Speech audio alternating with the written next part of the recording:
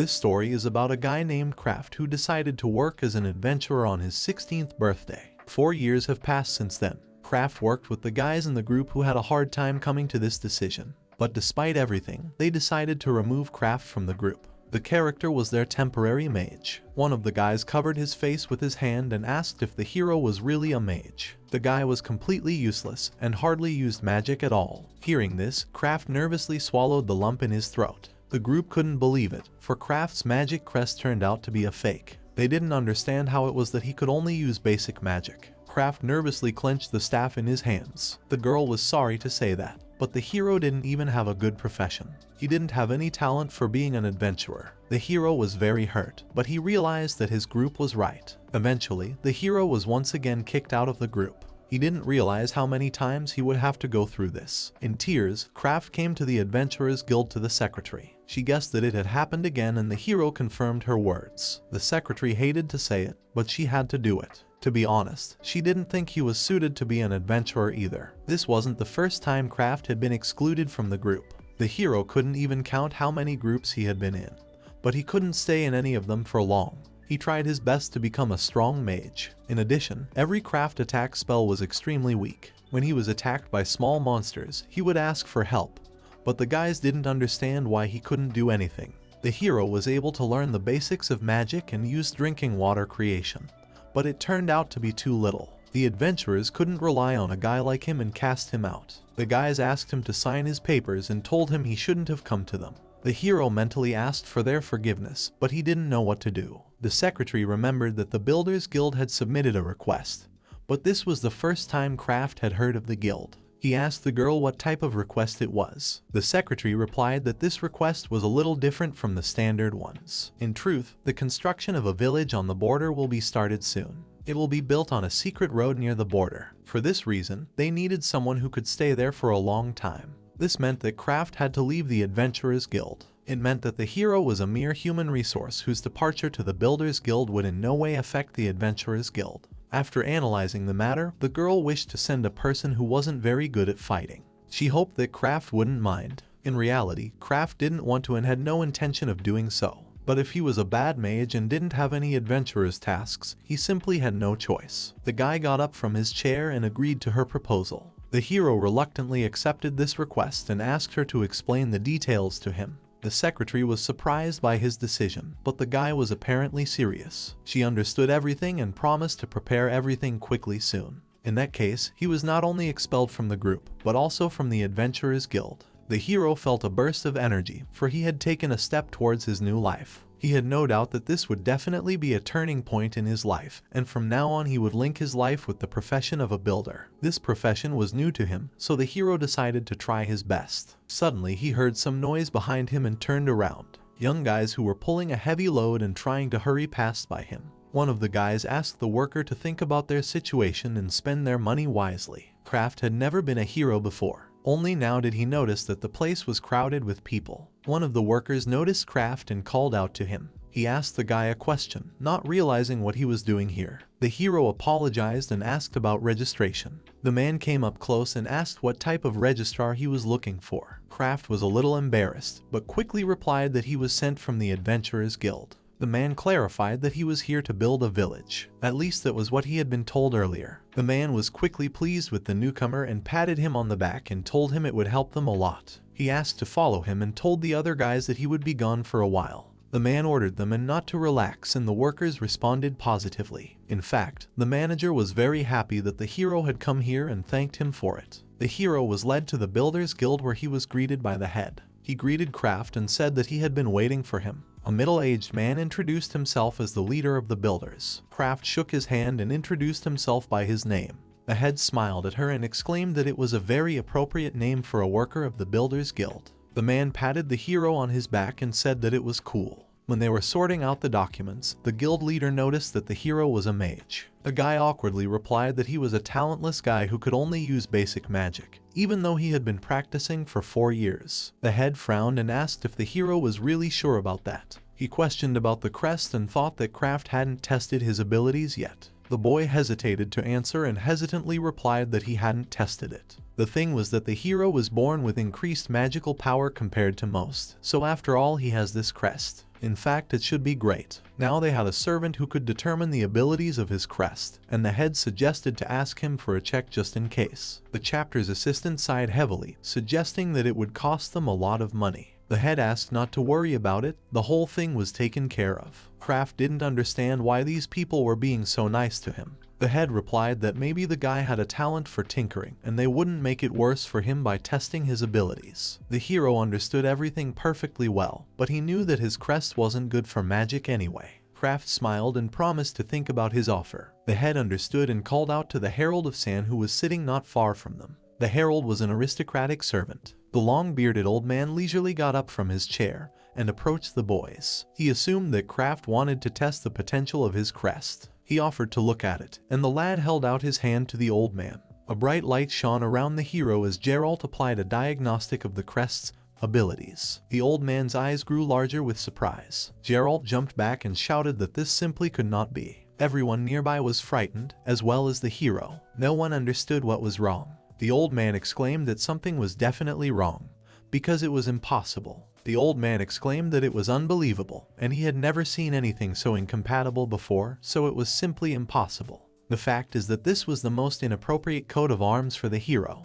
He was using a crest that was completely unsuitable for him. It was so incompatible with him that it could harm his health if used incorrectly. This could happen in the event that the crest was maximally incompatible with him. Kraft was so surprised by this that he seemed to almost faint. The hero suddenly realized what might have been affecting him all along. As a herald servant, the herald insisted on changing the coat of arms right now. The hero heard that it was impossible to own an incompatible coat of arms, and the herald confirmed it. This was the case most of the time, but sometimes in very rare cases even incompatible coats of arms could work. The boy sadly lowered his head and couldn't believe it. This was a very urgent problem, and if he wished, Geralt could rewrite it right now. The hero bowed to the old man and said he would be very grateful for his help. In that case, Kraft would like to know which coat of arms would suit him. The old man corrected his hat and said that it was also quite unusual. The most suitable coat of arms for the hero was the coat of arms with the most extraordinary power in the world. Surprisingly, the coat of arms of an alchemist suited the hero. It was comparable to having the power of the gods. The herald replied that the crest of a dusky alchemist suited him, but the hero didn't understand what that meant. Judging from the faces of the others, it was simply unbelievable. The guild head grabbed the guy by the shoulders and exclaimed that he was a twilight alchemist. None of the people present could believe their eyes. The head glistened with joy and exclaimed that he had never heard of such a thing before. With mad delight he shook the boy so that Kraft felt sick. The old man admitted that even he could not believe it. The hero suggested that the Twilight Alchemist was different from the ordinary alchemist, and Geralt replied that they had slight differences. The alchemist itself was very valuable, but the Twilight Alchemist is a crest that has never been used or appeared before. For example, the guys already knew that knights had different coats of arms with increasing rank, namely Holy Knight and Dragon Knight, and Twilight Alchemist was the next crest rank from Alchemist.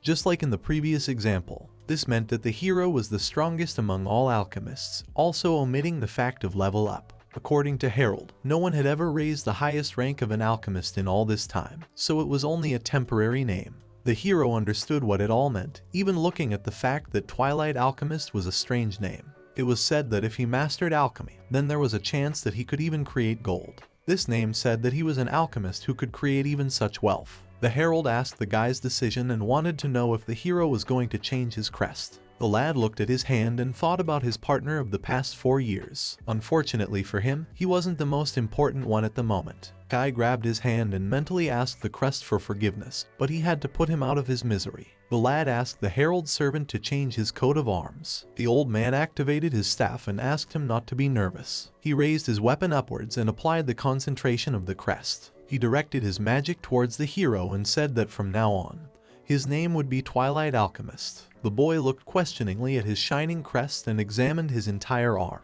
He couldn't understand why the energy suddenly began to completely overwhelm his body. The magical energy that had been hidden by this point was being released. This magic was quite pure, and there was a lot of it. The hero couldn't even believe that it could really be magical energy. His old coat of arms was replaced with a new one that now glittered with gold. The herald replied that his new colored coat of arms had been sprinkled with gold on top. The old man stared in wonder at the hand of the herald and confessed that he had never seen or heard of such a thing. Today he was able to see something incredible and had to tell the other servants about the pattern.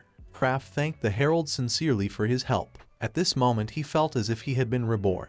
Geralt shook his hand and asked him not to worry about it, for it was his job. Suddenly they were interrupted by someone's female voice, who shouted that it was just incredible. The girl named Liefa was ecstatic. It was the first time she had seen a lone alchemist with the highest level as well. The head and the hero stared at the girl questioningly. The man said that she came just in time and asked to introduce the girl named Liefa to them. Liefa was a member of a group that was on its way to a village on the border. She was pleased to meet Kraft. The hero was slightly embarrassed but responded to her in kind. It seemed to the hero that she was very small, but she was already going to the village on the border. He wished he knew her name on the list. Liefa thought it was quite reassuring to have an alchemist with him. The head smiled and said that he was new to them after all. The man explained that Liefa was leading a group heading to the village. This struck Kraft as surprising. She was so small, yet she was already leading a group. But the head thought it was very irrational to send such an excellent alchemist to the village. The girl hugged the hero and said that the head couldn't do that. She immediately told him that there was no way she would give him Kraft Kun. The head asked to listen to the stubborn girl and said that she couldn't take him anyway. The hero found it maximally embarrassing that the girl's forms were so small, even on a flat surface. Liefa recalled that Kraft had come here precisely to go to the village. The head noticed the boy's worries and told her not to worry about it, because she had dwarf blood flowing in her. By the way, this girl was not that young. Liefa turned threateningly at the head and the man became afraid. This was clearly not a good thing, and the head realized that he had spoken in vain about the woman's age. Liefa had already managed to pull out her hammer. The man fell to the floor with excitement and asked her not to use it. She wanted to hear again what he had said. The pale man apologized once more and Liefa decided to leave him alone. Kraft couldn't even believe that the head was so weak. The hero wished that the bodice would take a leak on him for at least a minute, and the girl would apologize to him. The guy didn't mean it at all, but he was getting a little embarrassed. The man smiled and assumed that Kraft just didn't want to lean on the old hag in any sense. At his joke, the bodice lost her temper and with all her might she slammed the hammer straight into the ground. The wood floor of the guild shattered into pieces. Liefa already knew who would be charged for the repairs. Liefa said his guild would pay for it and the man didn't dare to contradict her. Kraft thought it was best not to defend the chapter right now since it was surely his fault. Besides, what he saw made him shiver. This girl may have looked small, but she was damn strong. Liefa didn't understand who they called small and the head hurriedly replied that it was a compliment. At most he was worried about their manager. The hero looked at the man questioningly, not understanding what he meant. The man replied that there was most likely a direct lineage of the border earl involved. The hero had never heard of a nobleman ruling a single border village. The head wanted to try to negotiate with him to make them feel better. For some reason the guy had a very bad feeling about it. But the head thought that with the excellent earth dwarf and dusky alchemist, they would surely be able to handle it. Kraft decided that he would definitely try his best this time since it was his first job as an alchemist. Liefa put her hands up and supported him. The next morning, the main characters were ready to depart. Liefa told the hero that they loaded the wagons as fast as they could. They had many wagons and luggage, and apparently the entire guild was setting off with them. Since it was a new place, they needed to take everything they might need on the way. Kraft also had his luggage with him. As soon as he became an alchemist, he immediately started using spatial storage magic. He quickly learned this skill as early as last night. Kraft thought he could help the others with the luggage, but the guys didn't understand what he meant. The hero didn't understand why they were so surprised, but Leaf asked him not to ask him stupid questions. The spatial storage skill was very rare, and the guys didn't even know that Kraft knew how to use it. This skill could hold just a bunch of things. The head and bodice were excited and asked Kraft to help them. They nudged the guy forward and the head said letting him store everything in front of him. He pointed his finger at the first wagon and asked them to start there. Seeing the pile of goods on one wagon, the guy immediately shouted that he couldn't make it. The head supported him and asked him to handle only one wagon. The hero didn't understand why everyone attacked him so suddenly. All the bricks were compactly stacked, so they are very heavy, but they would immediately check how much his storage could hold. So this was the most ideal option. The guy thought that this was really the best way to test his skill. The hero thought that this was beyond his capabilities, but still decided to test and use his spatial storage magic. He activated the ability by pointing it at a cart with a mountain of bricks. To his surprise, the whole cartload disappeared right in front of everyone's eyes. Even considering the fact that it was a rare skill, he managed to hide such a large load, and it wasn't that difficult. The guy wondered if he could put it back in place, and he actually succeeded in doing so. The head exclaimed that it was amazing, and Leaf had never seen such strong magic before. The two of them were so surprised that the hero himself had no time to be surprised.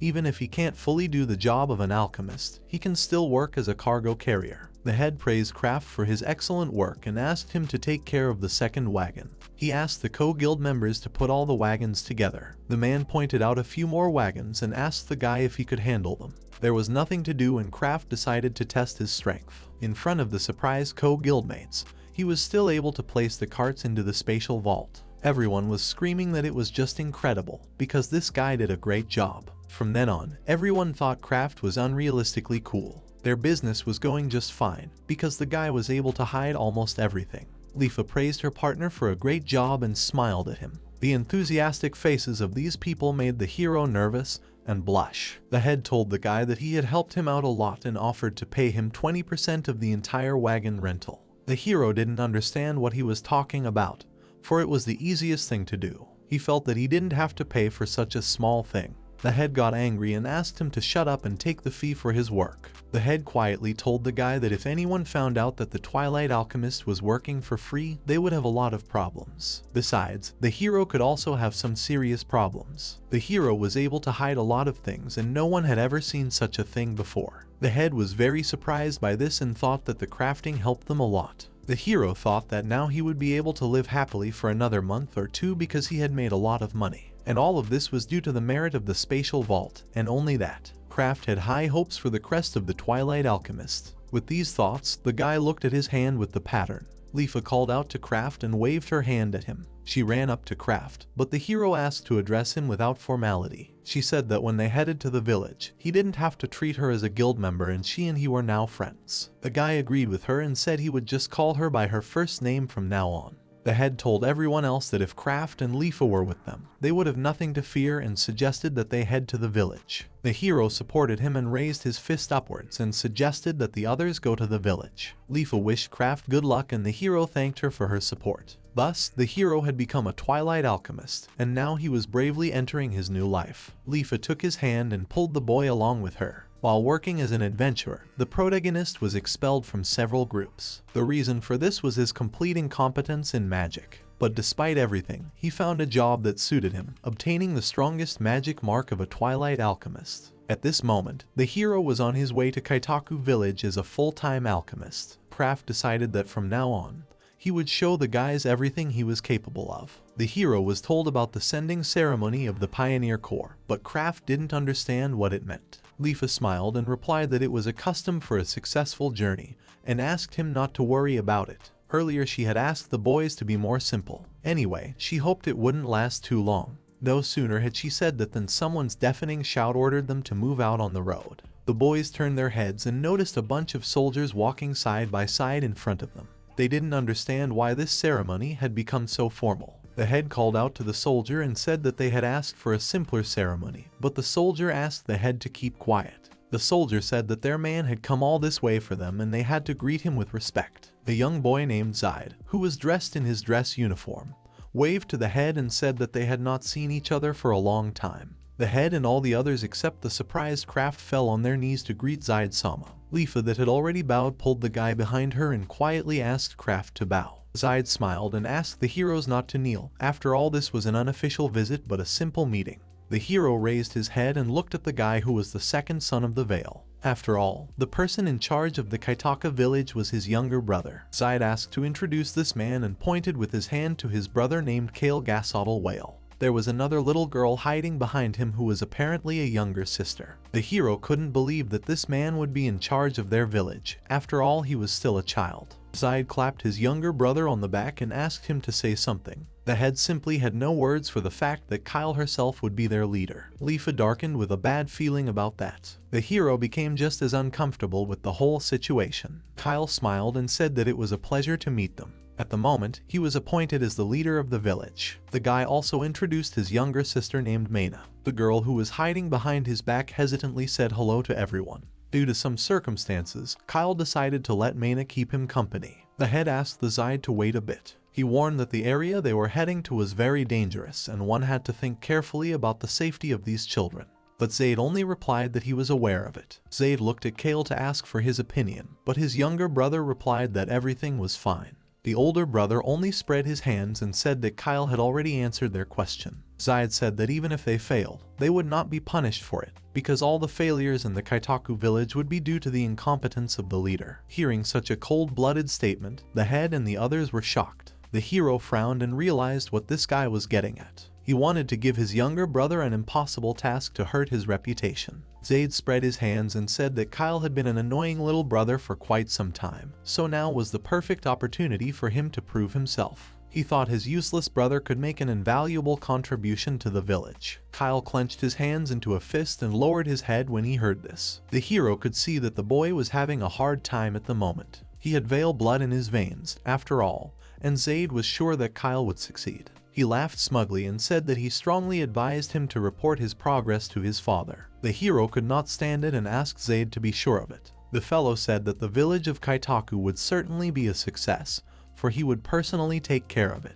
Lifa became nervous and began to glance quickly, then at the hero and then at Zaid. Zaid was impressed and smirked. Zaid wasn't sure if the hero could do anything, but the guy thought he could help Kyle more than they did. Kyle reminded the hero of him as a child. But at least Kyle wasn't lonely, unlike Kraft. The hero decided to keep an eye on this guy and prove that he wasn't useless at all. He would handle everything quickly and come back with a victory before Zaid could even blink an eye. Zaid was so impressed that he stared at Kraft in shock for a while. Lifa was covered in cold sweat. Zaid bent at the knees and his body shook. At some point, the guy couldn't stand it and laughed. He thought that this settler had balls since he could make jokes like that. Kraft thought Zaid was mocking him. Zaid admitted that it was still rude of him, but still, he was sure they wouldn't have it so rosy. As they left, Zaid reminded them that their result was paramount and wished Kyle and his group good luck. The hero looked at Zaid after him and thought it was the worst sending-off ceremony he had ever seen. Lifa didn't realize what he was thinking and pounced on Kraft with fists. The hero was sorry, but he couldn't help himself. The head grabbed the guy's shoulders and exclaimed that Kraft had made them worry. Unexpectedly, Kyle bowed and apologized to them.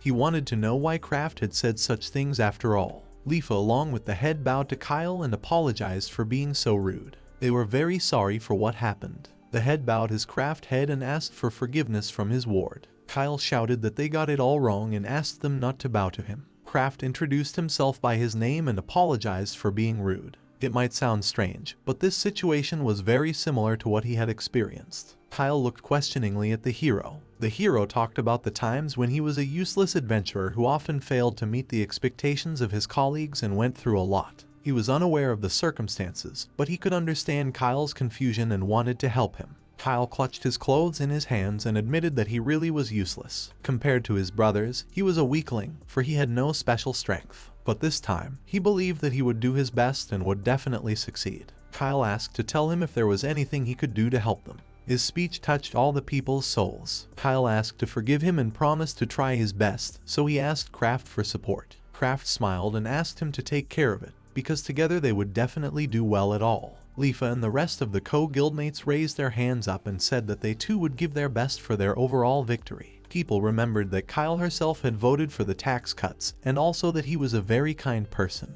They were insanely happy that Kyle had joined them and decided to give their best as well. Kyle cried and sincerely thanked everyone for their support. Looking at this cute guy, everyone like Sprouts reached out to Kyle. Lifa was happy that Kyle's reputation had improved so dramatically. Eventually, after a while, all the workers, along with Kraft, left the construction guild. They started their journey from a less safe path that went through a forest path. Going directly through the forest was dangerous, so they took a detour. It took the heroes 2 whole days to reach the forest. Lifa and the main character walked ahead, but they kept looking back at the others. Because of their speed, everyone else was very tired and suggested they rest for a while. People asked how much longer they would have to walk, because at this pace it would take a long time. Kyle and Mina were exhausted as well, despite the fact that they were traveling in a wagon. Lifa stretched and suggested that in that case they take a break. It seemed to the boy that with that, their journey would take a bit longer. By evening, the protagonists had built a fire. Lifa didn't even realize that sticking to the schedule would be so difficult. The hero asked her about making stamina potions. He had told her earlier that he could craft a potion. If she drank it, she would be able to stay awake longer. A stamina potion was a medicine that added stamina to the person who drank it. In truth, the quality of each potion differed as well as the price. It wasn't hard to make it, so if it helped them follow the schedule, the hero was going to make it for everyone. and then they would definitely make it in time. The girl thought it was a great idea, but she didn't have enough herbs. They would need a bucket of herbs for each potion. The hero thought about how that was a little strange. Ideally, with his new crest, he would be able to make one potion with a minimal amount of herbs. He could create a potion with 1 spoonful of dried medicinal herbs. The boy decided to immediately try and test his theory. First, he needed to take a glass of water and then take a spoonful of dried medicinal herbs from the spatial storage. After that, one had to add them to the water. Applying his alchemy magic, the hero managed to create an alchemical potion of endurance. Come to think of it, this was his first potion since he became an alchemist. Leafa smiled and was sure that the potion was already ready. His potion gave off a thick vapor that rose into the sky. Kraft wasn't sure if it was ready, but Leafa asked for it to be given to her. She used her concentration magic and activated evaluation magic. In the process, the guy asked for her opinion. Leafa came to her senses and turned pale for a moment. She wanted to make sure that Kraft had really made it on his own. The girl decided that she must be being joked at, since this potion was quite unusual. Leafa's eyes glistened with delight and she exclaimed that this was a potion of legendary quality. The hero looked at the potion bowl in surprise and couldn't believe her words. It seemed impossible to the guy that he was able to make such a stamina potion of such high quality. Its power was very effective, and the potion's effect lasted for half a day. The potion had a shelf life of 1,000 years. Leafa thought that it was simply impossible and asked the guy how he managed to make a potion of such quality. She grabbed him by the shoulders and started shaking him in incomprehension.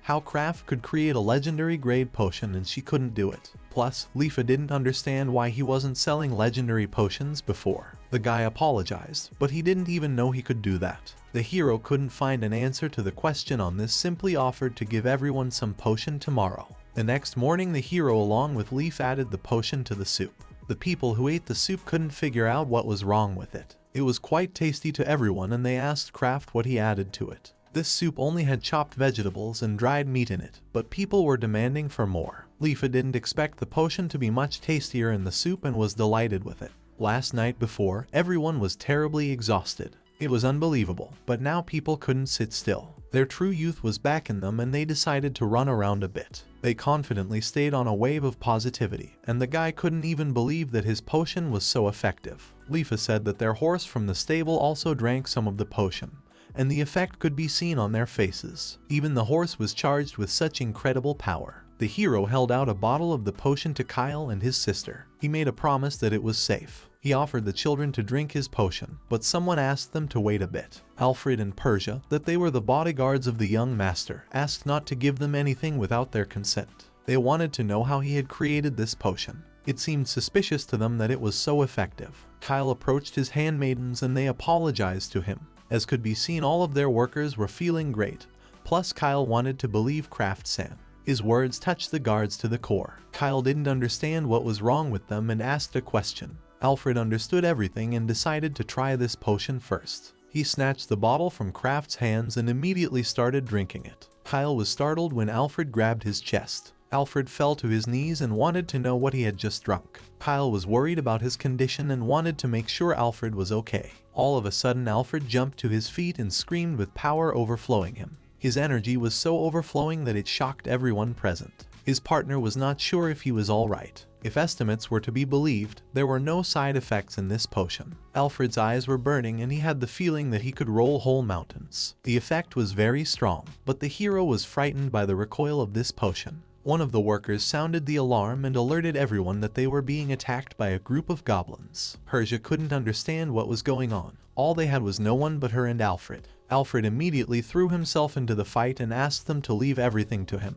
In an instant, he was right in front of a crowd of monsters. The goblins were armed with different weapons such as knives and clubs. Alfred immediately dealt them a heavy blow, followed by a storm sword attack and a devastating wolf attack. The guy didn't realize what was happening to him, for it didn't matter to him how complex a technique he was using. He wasn't the least bit tired, and that was simply amazing. It was excellent in every sense, and everyone was grateful for his help. Now that everyone was full of energy, they were even ahead of the planned schedule. The hero was going to break all these relationships and was going to go all the way in a month. They ended up reaching their destination in just 1 week. People stopped to look around and make sure they had definitely reached their destination. The guys didn't know how to say it and thought it was a little beyond their comprehension. The hero was in complete agreement with them. It seemed to Kraft that this was a very good place to start rebuilding the village. They said it was a wasteland, so he thought its condition would be much worse. In fact, there used to be a village of dwarves here before. The hero was surprised when Leafa told him about it. The girl smiled and replied that it was where she grew up as a child. Leafa walked up to one of the pillars of the old building and remembered that it had been here since those times. She was insanely happy to finally be back here and leaned her head against the pillar. It was clear to the hero why she had volunteered to help rebuild the village. At that moment, Kraft and Leafa were called out by someone. Leafa noticed Kyle herself and asked how they could help them. Kyle smiled and asked to talk a bit. The thing is, Alfred suggested he talk to everyone before they started working. The girl thought it was a good idea. After all, everyone loved Kyle, and she would be happy if Kyle gave a speech. Leafa asked to follow her and was about to call everyone. The hero had no idea that this was Leafa's hometown. Even if she was a guild member, the hero thought it was not good to pry into someone else's past. The hero wondered if there was anything he should have said to her in order to cheer up the Leafa. Even if he didn't understand her situation, she should have been more understanding. While he was thinking about it, Kyle called out from Kraft-san.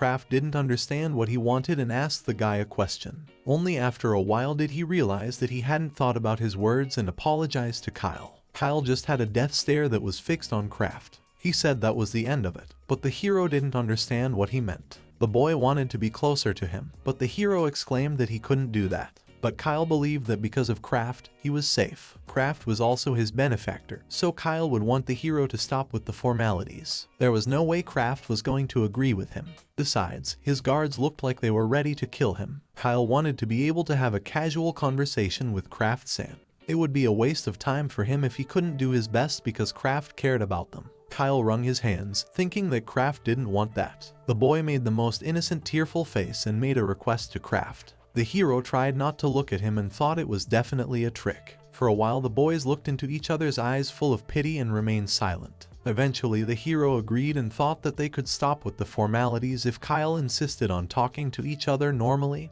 and casually. But he wished he didn't want Kyle to complain about it in the future. The hero couldn't believe that the guy might not have been pissed off by this. But Kyle was so beaming with happiness and happily agreed with the hero. It seemed surprising to Kraft that Kyle was actually happy. Persia grudgingly warned the hero that he had better not say anything like that when they were in front of other nobles. To be honest, Alfred already wanted him to stop, but he had to respect Kyle's wishes. Due to the situation, it was decided to use this place as a border area. Kyle was honored to participate in this project along with all the workers. With this speech, Kyle made a speech to the entire audience. The land that was beyond the mountains was filled with fertile plains and surrounded by dense forest. It was in urgent need of repair and needed to be renovated as soon as possible. While Kyle was saying this, the people were quietly and attentively listening to him. So Kyle planned to do his best as the person in charge and asked the others to take care of it. Kyle was shocked when the people put their hands up and supported young Master Kyle Samu. They were happy that he was with them and cheered the guy endlessly. Persia and Alfred were so delighted with this speech that they cried and praised the young Kyle for his beautiful words. The people marveled at the Kyle and admired his amazing speech. The hero noticed that at this moment, Kyle's younger sister named Mina was acting extremely shy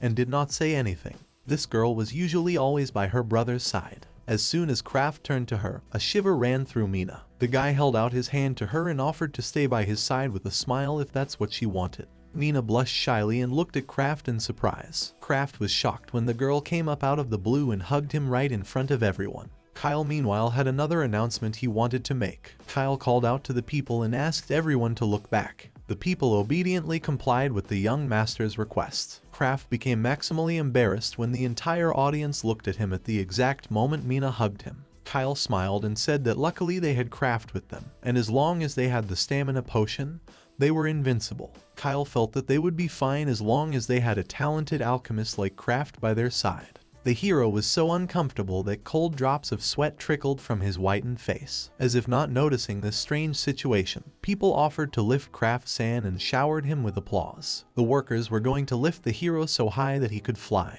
With shouts that they would upgrade the village altogether, people started to approach the Kraft, but the hero asked them not to. Despite his objections, the people picked up the protagonist and started tossing him upwards to raucous cheers. Leafa smiled and told him that it was a big responsibility on his shoulders. Meanwhile, Kraft asked the people to stop and let him go. Kraft yelled that he couldn't take it anymore and it was too much. He thought it would be bad if everyone else kept acting like this. The applause ended up lasting almost an hour. After that, the hero tried to regain his breath and thought that was the end of it. Lifa suggested that the others try to get to know each other better while they worked, and everyone agreed with her. From now on, Lifa will be in charge of temporary housing. She asked to be sure to read the project manual and follow the instructions. The other residents asked Lifa what they could do to help her, and the girl remembered something. Their business with everyone was short-lived, but the Lifa thanked the adventurers for seeing them off. She prepared a reward for them and asked them to wait a moment. The adventurers told the girl that the reward wasn't necessary, but they would like a bottle of stamina potion.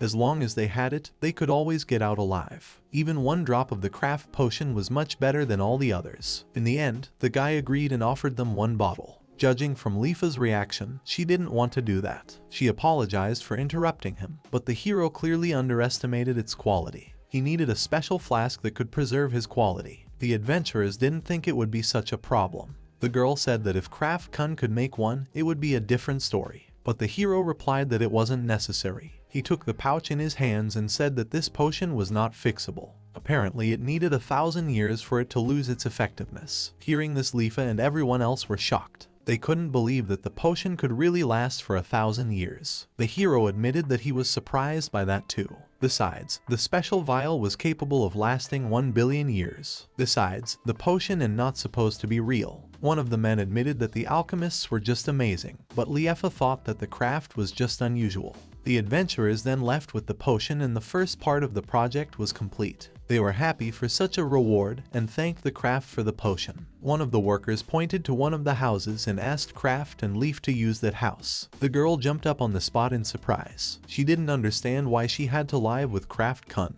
The man asked them to be patient for a while, because this house was quite big compared to the others. It seemed to Kraft that Leaf didn't like living with him. The girl fidgeted and started muttering something to herself. She didn't mean what he thought she meant. Kraft assumed that she just wanted him to go to the bathroom with her, but Leaf exclaimed that was not the case. She asked him not to do it so it wouldn't look weird. She thought that living together was a little weird, so she asked Kraft for his opinion. Kraft didn't think there was anything wrong with it. The guy thought that living together was fine. After all, they were both members of the same guild. Lifa lowered her head sadly, not understanding why it was all so easy for him. The girl blushed and said that they would be in the same room together, and that was a little wrong. Whatever it was, and in her opinion, the guy probably thought she was a legal lolly pretending to be innocent. But rules had to be followed for such things. The man that offered her the house apologized to the Lifa-san. He said that it would house a temporary guild and the rooms would be separated, of course, so the two of them would live in separate rooms. That's why the confused bodice didn't have to worry about it. She had time to make up all sorts of things for herself, and her face was like a tomato. At this time, Kyle called out to them and said that he just wanted to discuss something with the guys. Lifa blamed the employee for everything and said that his suggestion had misled them. She took out all her anger on the hero and threw his head into the ground. Seeing this sent a shiver through Kayla, but Lifa replied that there was nothing wrong with it. She wanted to know what had happened to Kyla. Kyle smiled and said they could build a well together. Mentally, the boy thought about how he should never have upset Lifa. Lifa recalled that they had a river nearby, but that wasn't what Kyle meant. Since they had stamina potions, walking to and from the river didn't seem to be a problem. But they needed to fetch water every day, and they didn't want to waste time traveling. Wobbling, the hero got to his feet and agreed with the pickaxe. Having their own well would be much more convenient. Kyle hoped Kraft was okay. However, Lifa didn't think they could find the water vein so easily and Kraft agreed.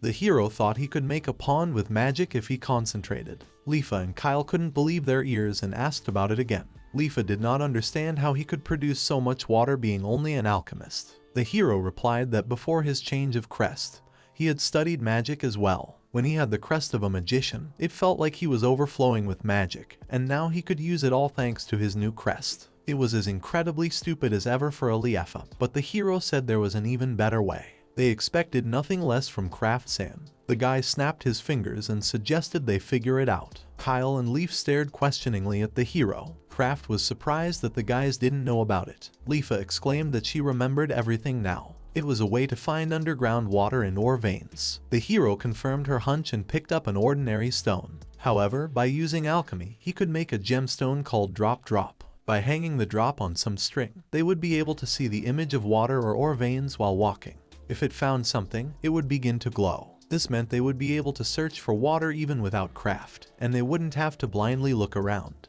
But the hero warned that they had one problem. Even if he could make it, he still didn't have the materials for it, and Leaf asked what he was missing.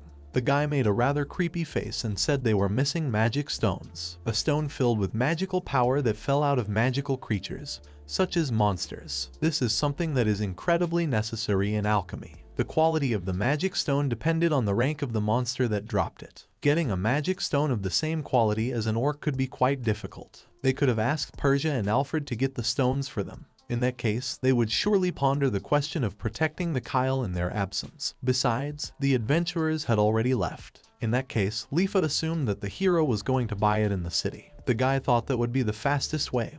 However, he would most likely need magic stones regularly. Magic stones were extremely important for alchemy, and buying magic stones of such quantity would be difficult. Craft thought it would be best to hunt them on their own. While they were thinking, a man jumped out of the bushes and exclaimed that they had a problem. As expected from a remote village, the humans found an orc village deep inside the forest. The hero couldn't understand why this time was now. Trying to catch their breath, the humans exclaimed that it was bad, because there were more than 20 orcs here, and it was a large village. The humans were the usual villagers, so the hero was not surprised that they considered the orcs a threat. Everyone immediately started discussing the topic, and thought that it wasn't true. Leafa thought that 20 orcs was quite a large number. The hero assumed that the girl was going to fight, and Leafa exclaimed that it was obvious. Gathering ingredients is also a part of production. She could still fight a few orcs even if she retired as an adventurer. The girl prostrated herself and said that she was counting on craft. The hero surprised her by saying he would go there alone.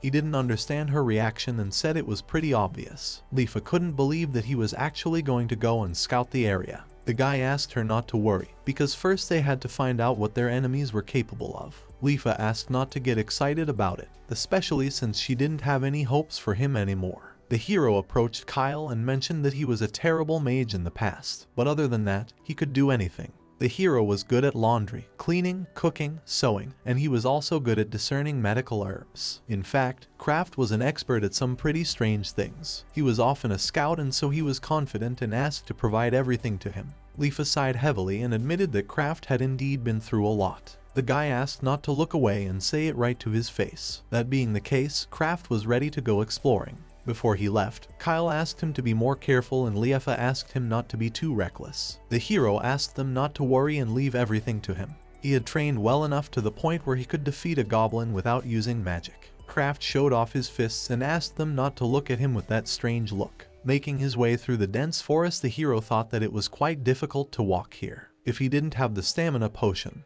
he would be tired by now. The hero had only heard about the magic forests. It was hard to see, but if a newcomer stepped here, he would be attacked, knowing that he was in trouble. Upon entering the forest, the hero thought that this was the same village. Previously, he had intentionally taken the wrong road and shorter paths. Craft heard some kind of crackling behind him and turned back sharply. He sensed there was something dangerous here and assumed it was somewhere behind the tall bushes. With these thoughts, the boy cautiously peeked out from behind a tall bush. Right in front of him was a view of the very village where the dreaded orcs lived. They were roasting their prey on the fires and greedily eating the meat. The hero noticed that there were about 20 or even 30 orcs here. The boy thought that this was a good thing, as it was the perfect time to try out his powers. The reason why he asked to scout alone is so that he could experience the higher level magic he learned as an alchemist. The truth was that he wasn't that confident in his magic and told the guys that he would scout everything. But he felt like he lowered their opinion of him. There was nothing that could be done about it.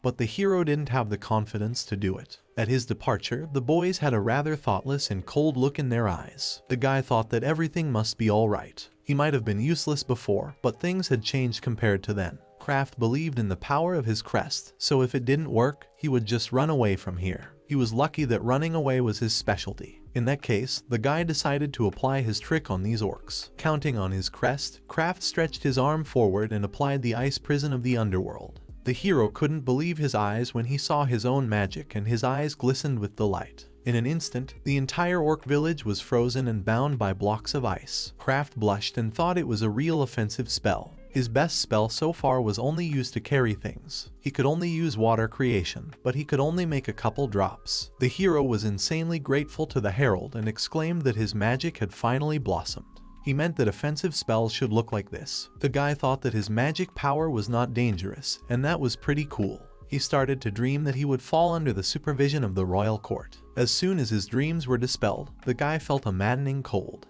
The snow created by his own magic began to cover Kraft. The hero was insanely cold and decided he had used too much energy. He realized that freezing to death from his own spell would be as embarrassing as possible. After that, he quickly went to collect magic stones and returned to the village. Kraft was confident that he would definitely survive this exploration mission. Eventually, the hero returned and told the others that he was able to defeat all the orcs and collected the magic stones from them. Everyone was shocked to hear this statement and thought it was just unrealistic. The guy smiled and admitted that he almost froze to death, but no one understood how that was possible. Kyle assumed that there were 20 orcs there and didn't understand how the hero managed to deal with them. The guy smiled and replied that there were 33, which made everyone make even more noise. Kraft asked them not to worry as he had taken care of everyone. Leafa didn't understand how he did it, and the guy replied that he sorted them out with magic. Leafa didn't understand how that was possible. After all, he was kicked out of the Adventurers Guild for being an incompetent mage. Later, she apologized for her words. She was right, but the hero wished she had spoken less bluntly about it. After changing the cross, he could use a spell that he couldn't before. Leafa didn't think that was possible, and Kyle was genuinely happy for Kraft. In Kraft's opinion, self-defense shouldn't be a problem when he would go shopping for materials. He had already imagined how people would admire his mining of magic stones and think that they would definitely live a better life with such a quantity. With such strong magic, the hero could most likely start over as an adventurer. He noticed that Kyle looked at him with a strange smile. He stroked the boy's head and thought that he nevertheless wanted to work together with everyone else. The hero wanted to get revenge on his older brother along with Kyle. Kyle didn't understand Kraft's actions and the hero smiled at him. He took out a pendant stone from his pocket and decided to try something. The hero told the others that he had made a water source finder out of the stones and offered to try it out. This meant that they could use it to find a place for a well. One had to walk around imagining a water vein and then he should start glowing over the water source. Suddenly, the hero was becoming when he felt something interesting. The magic stone really started to glow, and the hero said that it was surely here. It reacted strongest here and it was necessary to try digging a hole. The laborers immediately took up their shovels and said they would take care of it. The hero was getting uncomfortable looking at how hard everyone was digging.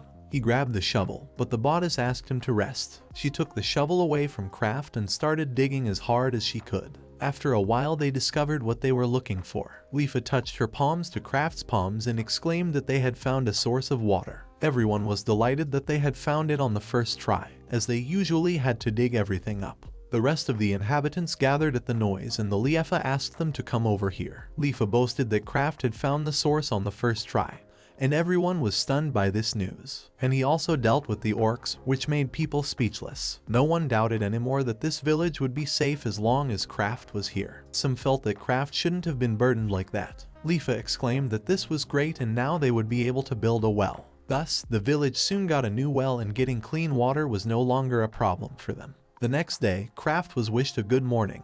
While Kraft was having breakfast, he turned around and saw a pickaxe with a mine in front of him. Mina was still overly shy and after wishing good morning hid behind Kyle's back. The hero didn't even hear what she said, but Kyle exclaimed that it was just incredible. His sister had never opened up to other people before, but she had just greeted Kraft. The guy didn't even notice that Mina was starting to get used to him and was glad about it. The thing is, Mina was very shy and Kyle realized that Mina was just interested in Kraft. Looking at her, Kraft could tell that it went beyond simple shyness. He assumed that all aristocrat girls were like that, but Kyle couldn't answer that question. The boy wanted to know what the hero planned to do today. Apparently, the bodice was now focused on building houses, so the hero was more or less free. He assumed he should have been doing something similar to alchemy and studying potions. Kyle smiled and thought that sounded great. As the boy went about his business, he felt a certain amount of awkwardness. Mina grabbed onto the hero's cloak and Kraft decided to find out what she needed. He only mentally asked for her to tell him anything.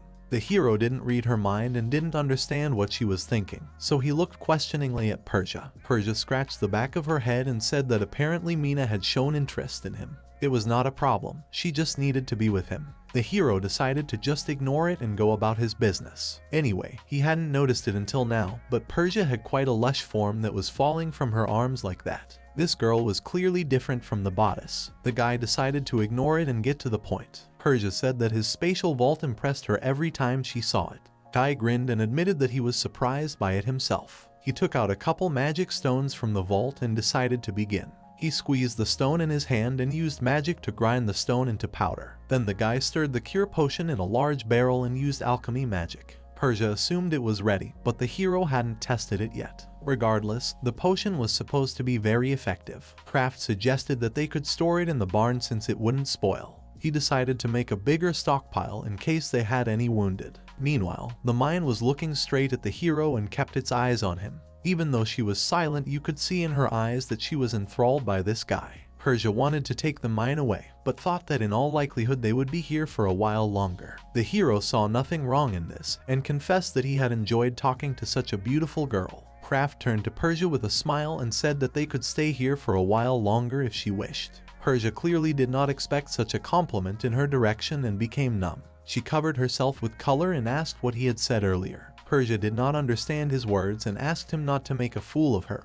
and not to give out such absurd jokes. She considered him a scoundrel, which from the very beginning she did not like, and warned that if the guy would pester her, he was not alive. But the hero realized that inside this girl was pure. While Kraft was making his potion, Mina pulled him back for some reason. The hero didn't understand her behavior and asked Mina what was wrong. Kraft did not understand at all why Mina blushed and went to Persia. Persia exclaimed that apparently the hero did not understand her and said that if he got carried away, she would behead him. Later, the hero looked at all his barrels of potion and thought that this amount would be enough for them. He wanted to know what wounds this potion could cure, but he couldn't just go and hurt other people for the sake of it. The hero heard some kind of screaming outside the doors and decided to find out what was wrong.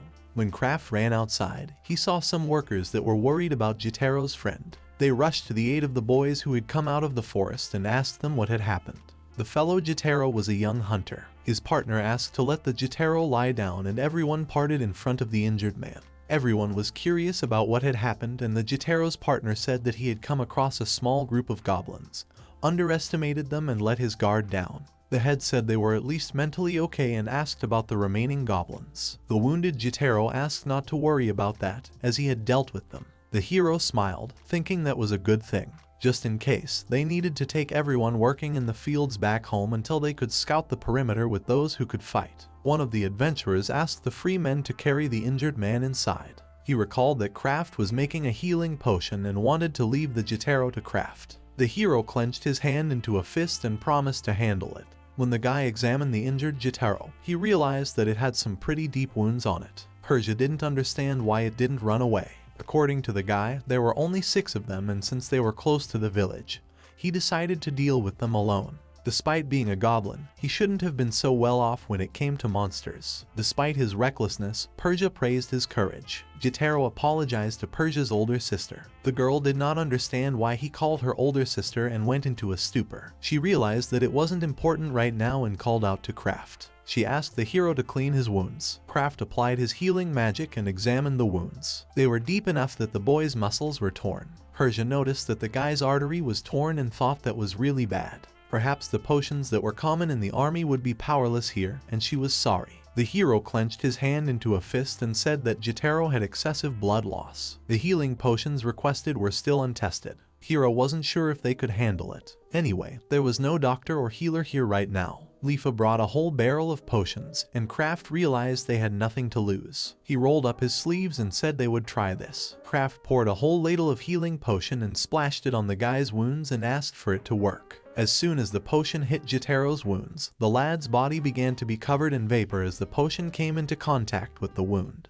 The fumes became so much that Kraft covered his face with his hands. It seemed to him that they had failed, but suddenly Jitaro jumped up from his bunk. The astonished and whitened Jitaro looked at the hero and exclaimed that he no longer had any pain. Lifa exclaimed that it was simply impossible, as this guy was on the verge of death. It seemed unreal that he was able to heal so quickly. On top of that, Jitaro had a lot of blood loss. Even though she said that, the guy didn't feel any pain anymore. Jitaro exclaimed that this was exactly what he expected from Kraft. With the hero's help, he was completely healed and there wasn't a scratch left on him. The hero was happy to see him in a healthy spirit and smiled at the guy. The injured man laughed and admitted that it was the first time he had tried the healing potion, but it was awesome. Leafa asked him to wait a moment and exclaimed that it wasn't normal. She couldn't believe that the craft earth could be so effective. Still, Kraft believed that Jotaro needed rest, for he had lost too much blood. The injured man groped his body in surprise and said he felt perfectly healthy. Kraft decided to check this, thinking that his blood might have recovered as well. He didn't think that his potion was capable of such a thing as well. Though the hero checked the injured man, he found nothing. Still, he was kind of unsure about that. Just in case, they were to keep an eye on the guy at least until tomorrow. The hero asked Jotaro not to get out of bed until then, and the guy agreed with him.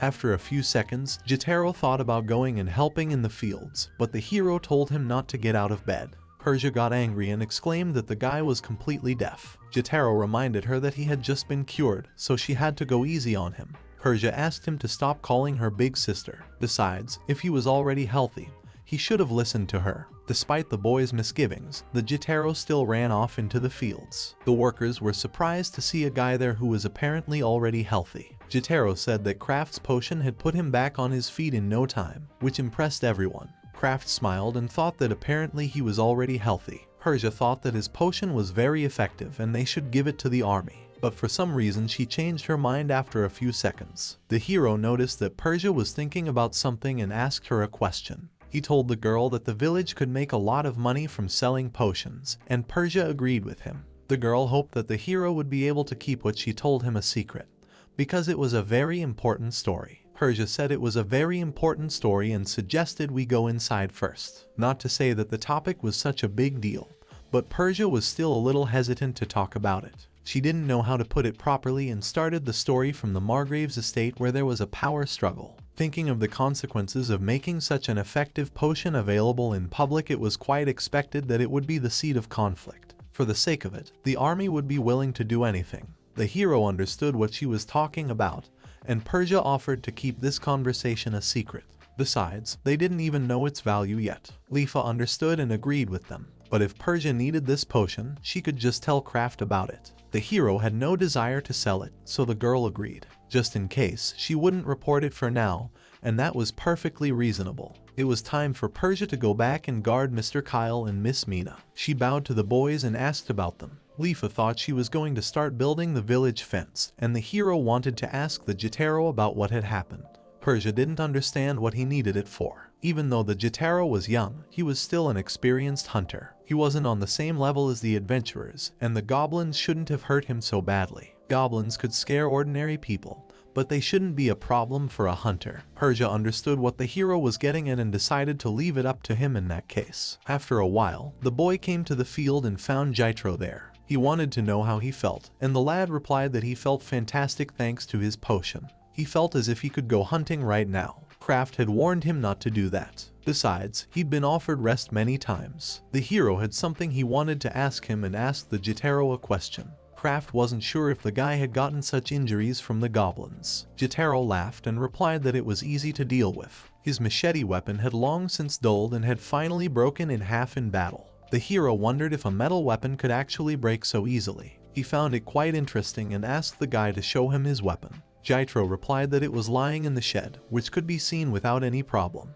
In that case, the hero decided to stay out of his way and asked him not to overdo it. Jotaro replied that it was nothing and he was almost done with his work on the field. He promised to be sure to rest after doing 500 push-ups and squats. Kraft got angry and exclaimed that he shouldn't have practiced anytime soon. He hoped the guy understood him and Jotaro promised him. In that case, the hero wished the Jotaro wouldn't show off. After that, the hero went into the shed where he scrutinized the shelves. There he actually found the guy's broken blade and realized what the matter was. The quality of the Jotaro machete was the worst. In that case, even if Leafa fixed it, it wouldn't be much use. The hero speculated that his alchemy could do something to this weapon. He had plenty of magic stones left in his warehouse and could use them. Taking a couple magic stones in hand, the guy decided to get down to business. Meanwhile, Jotaro was bragging about how he had recovered in the blink of an eye. He stripped down to his bare torso and asked to look at his body, for there wasn't a single scratch on it. The other guys laughed and exclaimed that it was just unbelievable. Jotaro wished that they wouldn't look down on the craft potions. His stamina potions were amazing on their own. None of the guys doubted that the craft was just something. At least with him, they wouldn't have to worry about getting injured. The guy's friends laughed and suggested that it would be better for the Jotaro not to get new wounds. Besides, they could still feel the pain.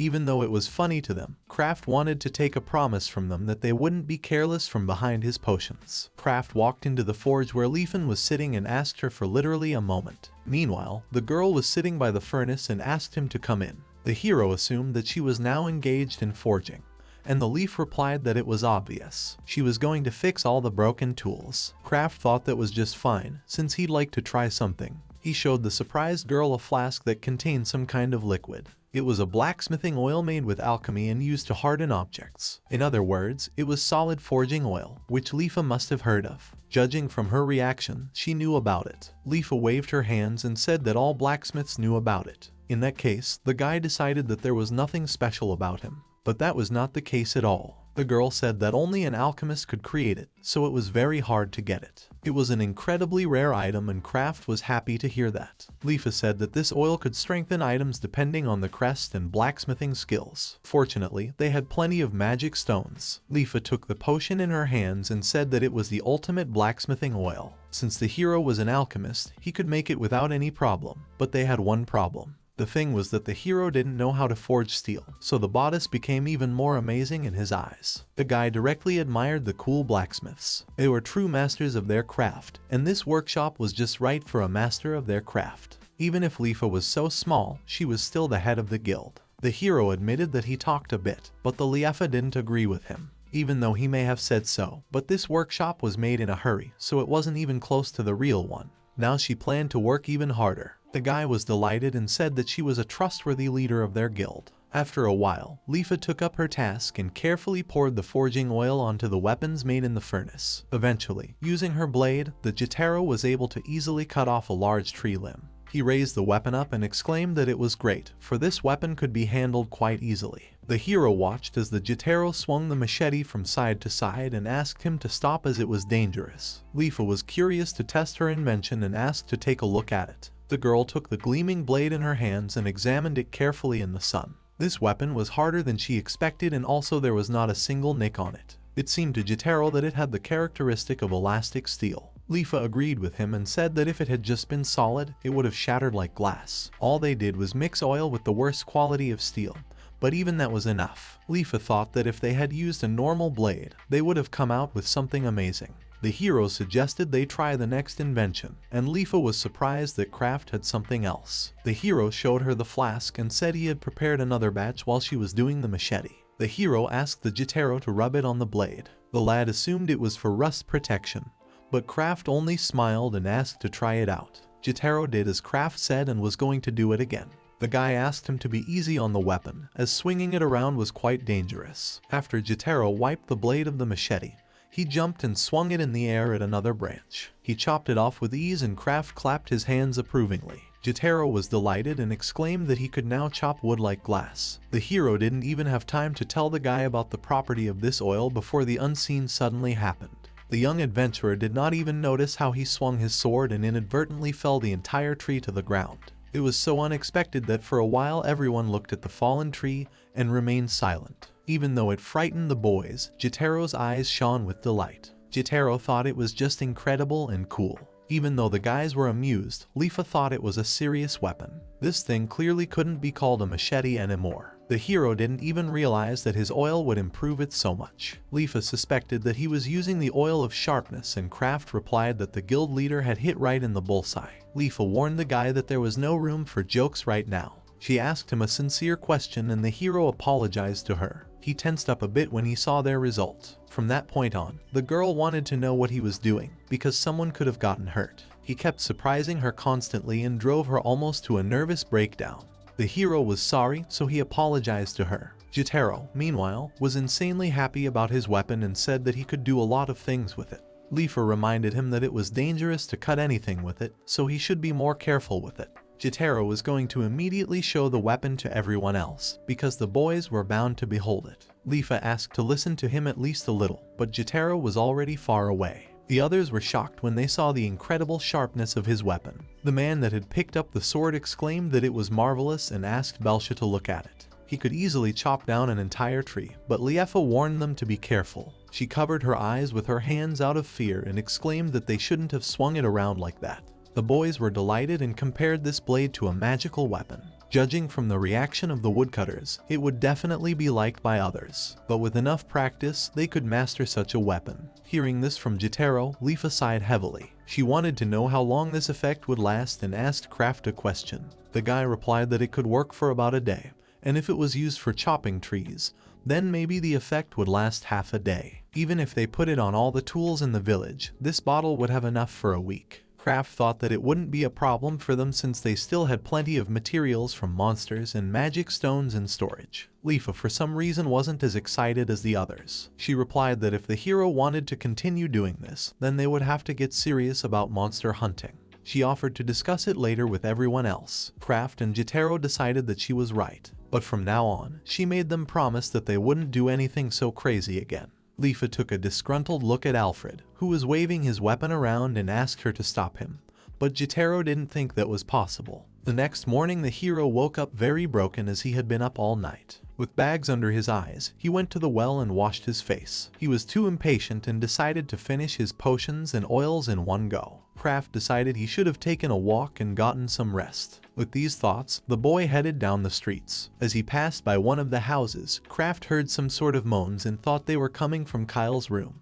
The lad assumed he was having a nightmare and cautiously peeked into the Kyle's room. He saw a little boy who was tossing and turning terribly in his sleep and sweating. Kyle was breathing heavily and grabbing the blanket around his chest. Looking at the sleeping Kyle made the hero feel uneasy. Craft realized he had to do something and called out to the sleeping Kyle. He decided to call him again, but someone suddenly put a hand on his shoulder. It turned out to be Persia, who asked him to be quiet and not to wake the boy. She sadly replied that there was nothing unusual about it, as it was just a simple daily life of Kyla. The hero was shocked when he heard this. Persia admitted that he was even better now considering his past condition. Thanks to the stamina potions, he was able to get some sleep, but when the potion's effects came to an end, he would become like this again. Craft didn't understand what that meant. He assumed that Kyle's condition was quite bad. Persia replied that he usually tried to hold firm. It was not surprising to her that the hero had not noticed it earlier. Craft assumed that Kyle had some sort of illness and asked Persia about it.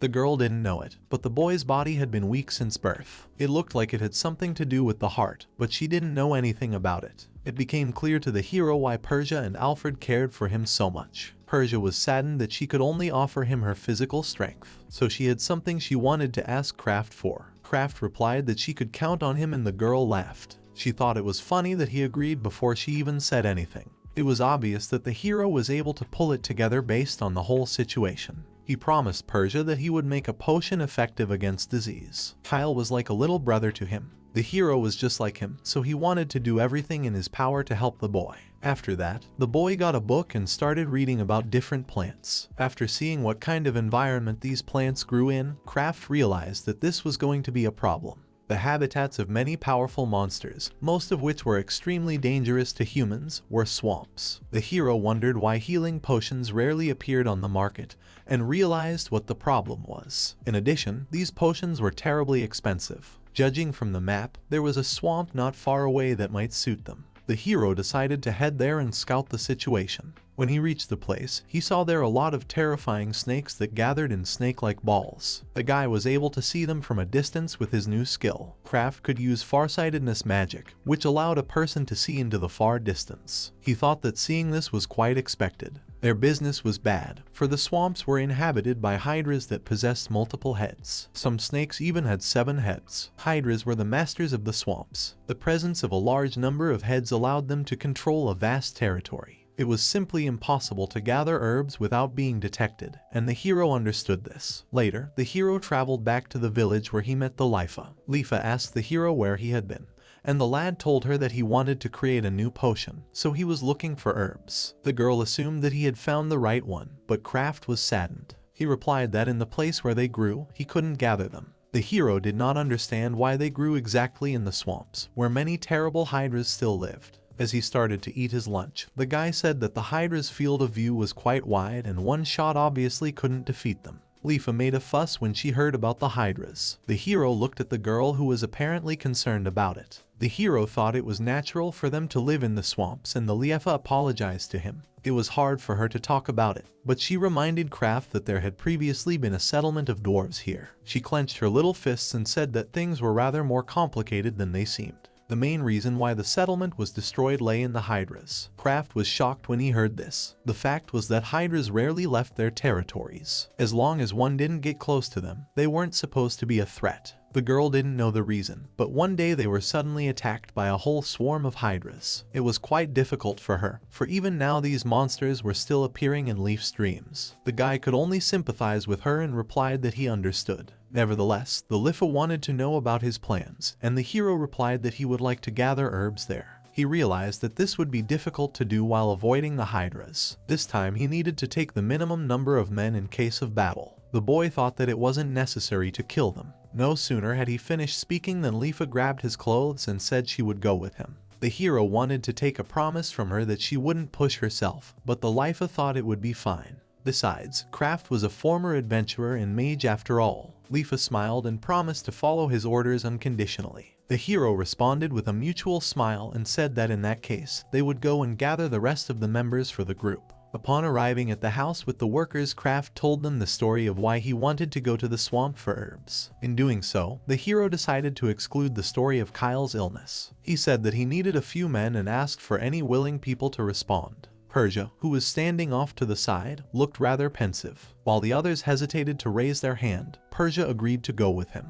Alfred didn't understand how his partner could agree to leave the Kyle behind, but the girl replied that he would look after him himself from now on. She asked not to stop her, and Alfred understood her. It looked like she had her reasons, so Alfred was going to take care of the children. Jotaro volunteered willingly and exclaimed that he would join them too. He found it strange that the boys were silent and only smiled at him. The hero had no doubt that he was strong, but still he felt uneasy for this guy. Jotaro asked not to worry because he was using his bow and wouldn't get close. If Liefa and Big Sister Persia were in the vanguard, then they would need someone else to cover the mage and Kraft. Liefa thought he was right, and Persia still didn't understand why he called her Big Sister. Kraft agreed with them and said that in the end there were 4 of them and from now on, he was counting on them to help him. Kraft noticed that Liefa was still just as sad and pensive. Before leaving, the hero wanted to make sure the team was ready. Earlier, he had told them that they should take as few things with them as possible. Kraft was going to gather everything they needed and put it in their spatial vault. They would be able to escape from the swamps easily in case of anything, and Persia understood him.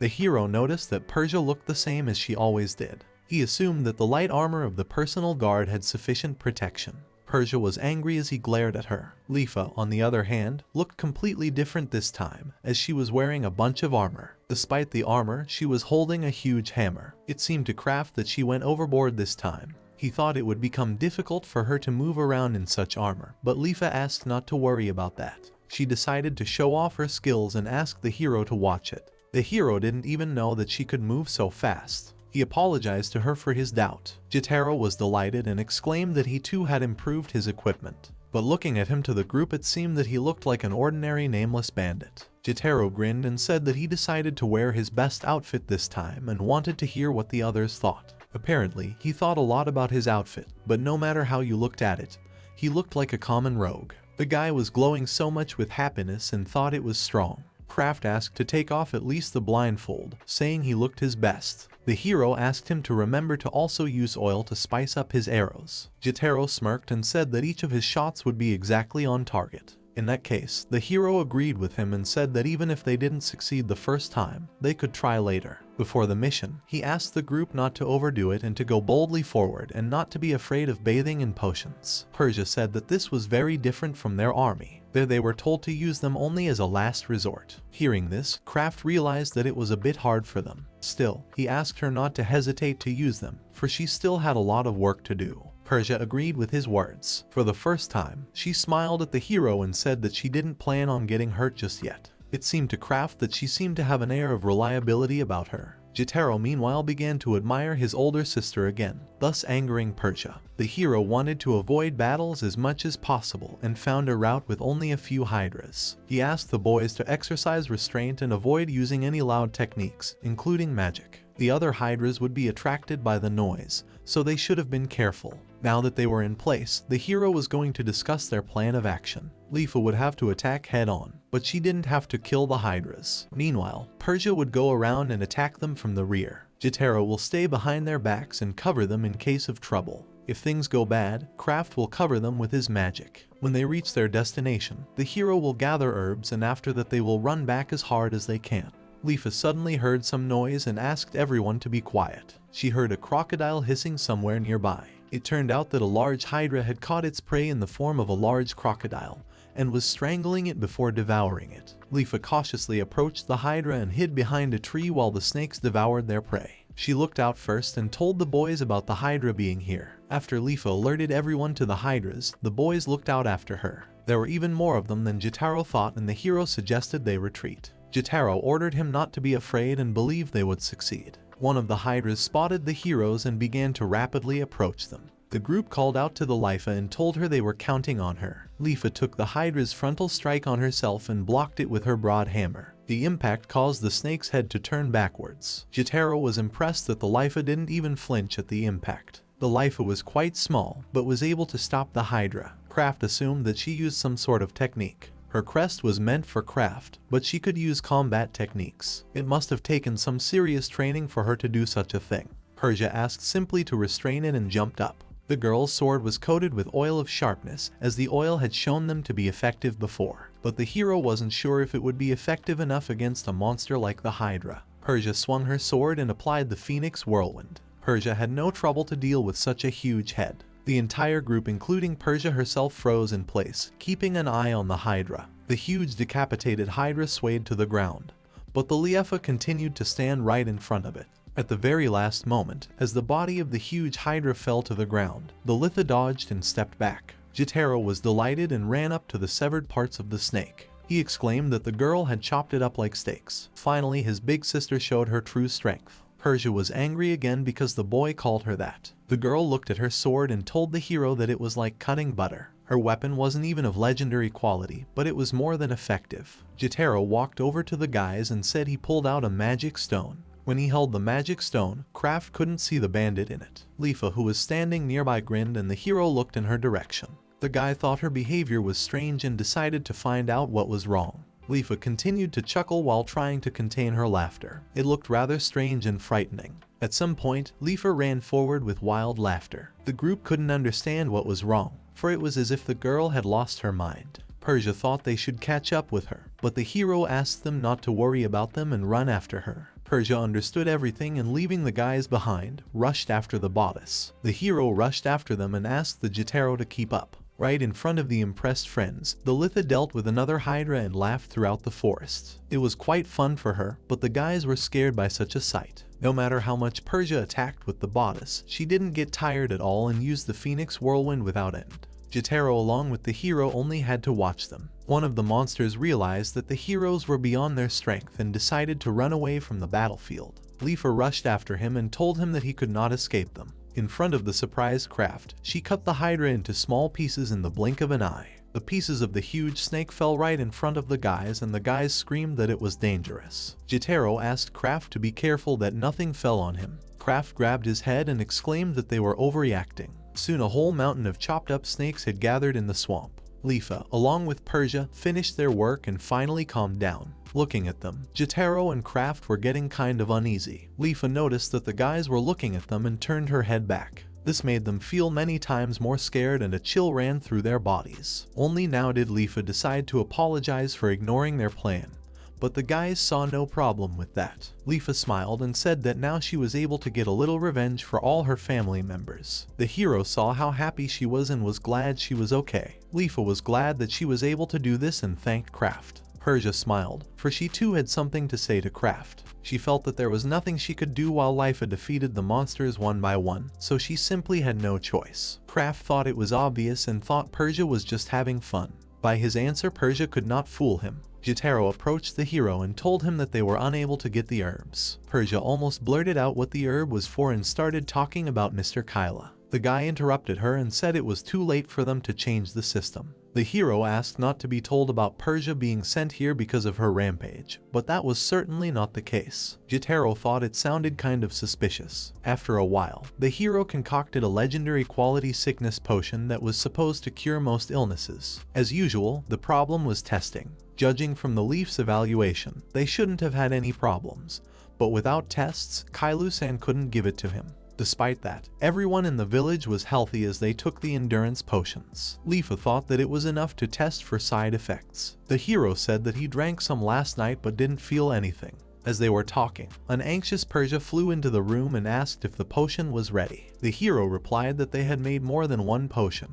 They were just discussing how to test it. Persia said that it was a very important part. For the sake of testing it, she was willing to stand under a waterfall and get sick. Inadvertently, the hero imagined a naked girl standing under a waterfall. His thoughts were interrupted by the bodice, who sawed him with a threatening look. She guessed his thoughts, but the hero replied that he was not thinking of anything. Persia didn't understand them at all and decided that she needed to find the waterfall. No sooner had she left than Kraft stopped her. He wanted to know if she had been sick before because of the waterfall. The girl replied that she had exercised her heart and body under it, and, of course, she had never been sick. In that case, the guy didn't see what the point was. He got angry and asked Persia why she became so useless whenever it came to the pickaxe. At that moment, a boy came out to them and asked Persia to calm down. This was so unexpected that everyone became silent and stared at Mr. Kyle. The happy boy bid everyone good morning. Kyle noticed a couple of potion bottles on the table and became interested in them. A concerned Persia called out to Mr. Kyle. Kyle had already guessed that the new potions were made for him. The hero admitted that he was right,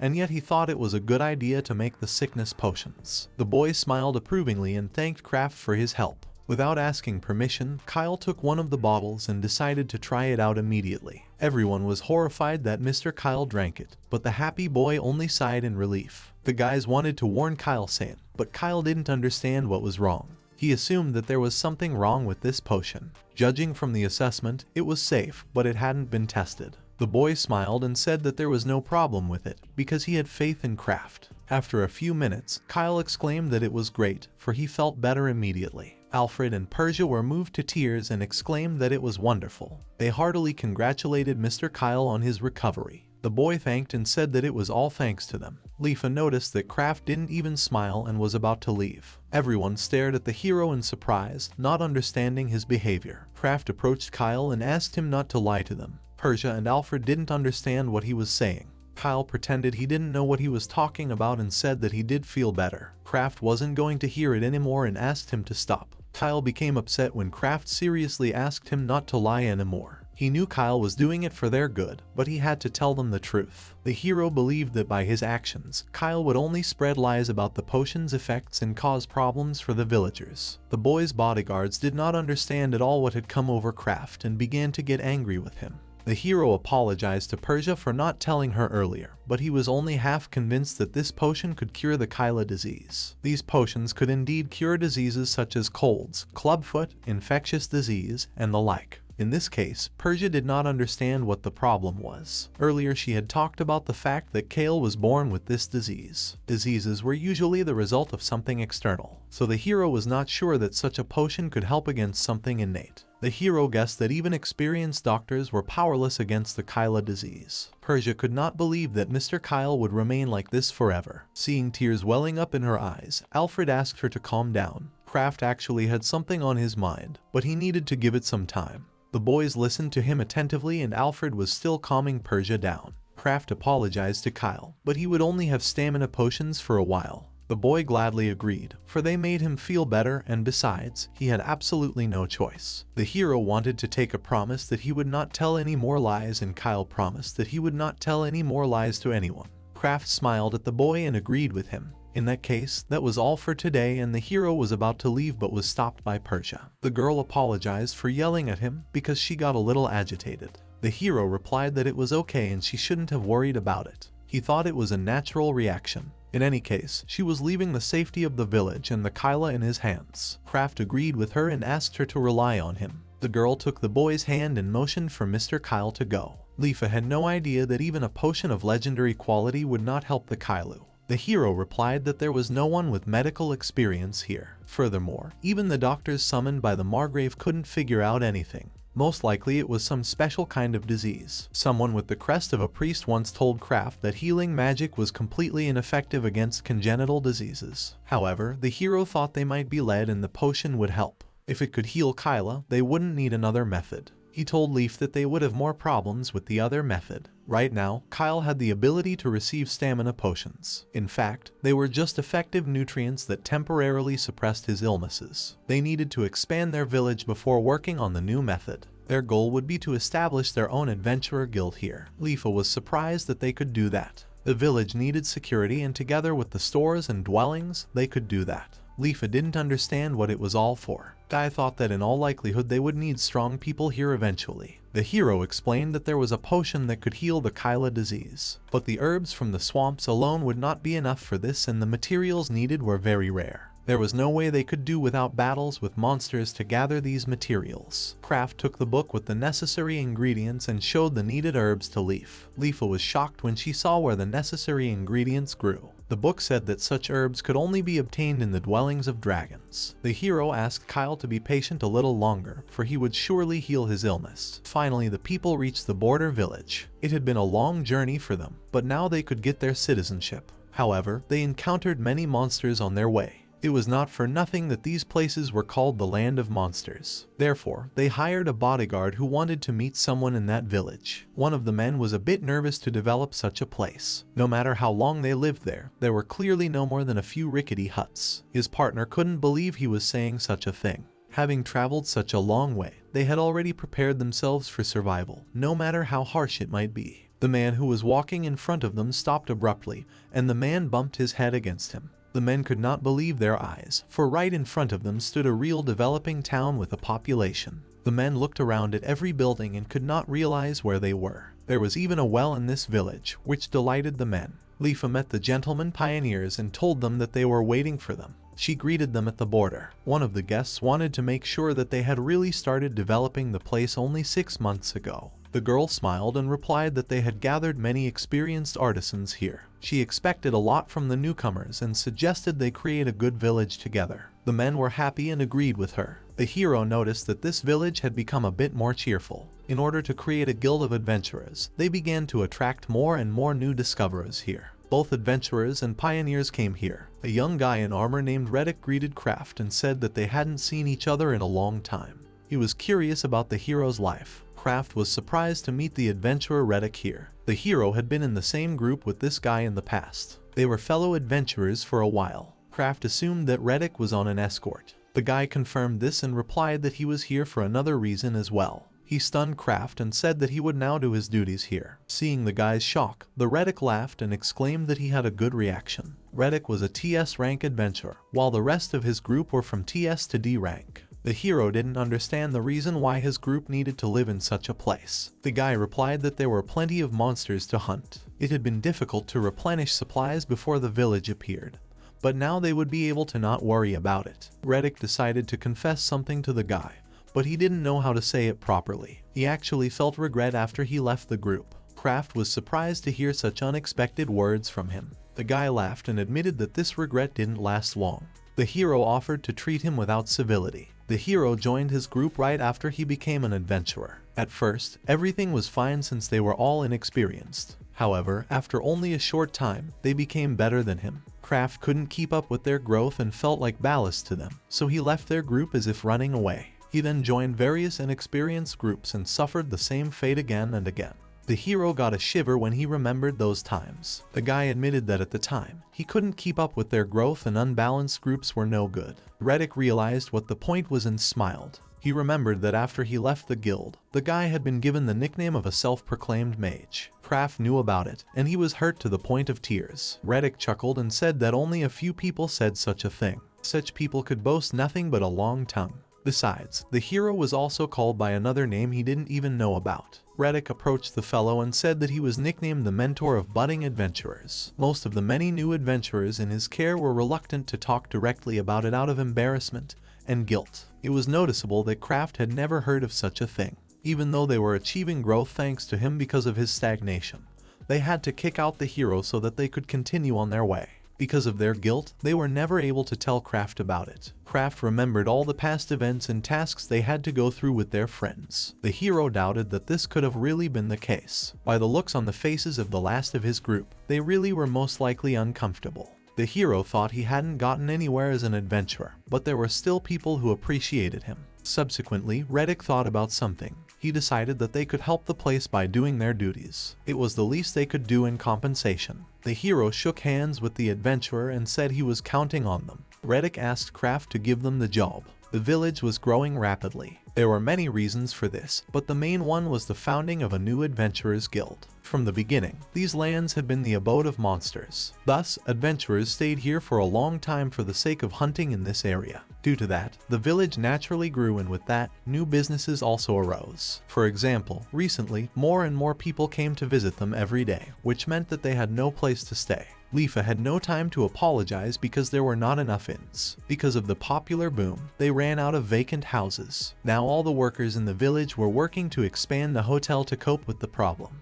The elders were pushing the idlers and the workers were trying to keep up the pace. But the problems did not end there. The store selling potions and weapons had a terrible line. People were pushing and shoving terribly and asking to be sold endurance potions. There were some real arguments in the crowd, as some people kept others from getting through and some stepped on each other's toes. Some needed to get the oil of sharpness and some needed to get the healing potions. Silura, who owned the store, didn't know what to do with so many customers. She asked them to get in line if they wanted to buy something and apologized for running out of spice oil. She was so nice that the guys didn't get mad at her. Someone asked to move over so they could see her beautiful face. Watching it all from the side, it seemed to the hero that they just wanted to see her. One of the young adventurers grabbed his head and exclaimed that he didn't have time to buy oil. His partner offered to lend some, but in exchange he asked for help with the hydra hunt. The guy agreed with him and the adventurers headed into the woods. At that moment, someone called out to Kraft. It was Kyle, who wanted to talk to the hero. Later they came to the room where the negotiations were going on.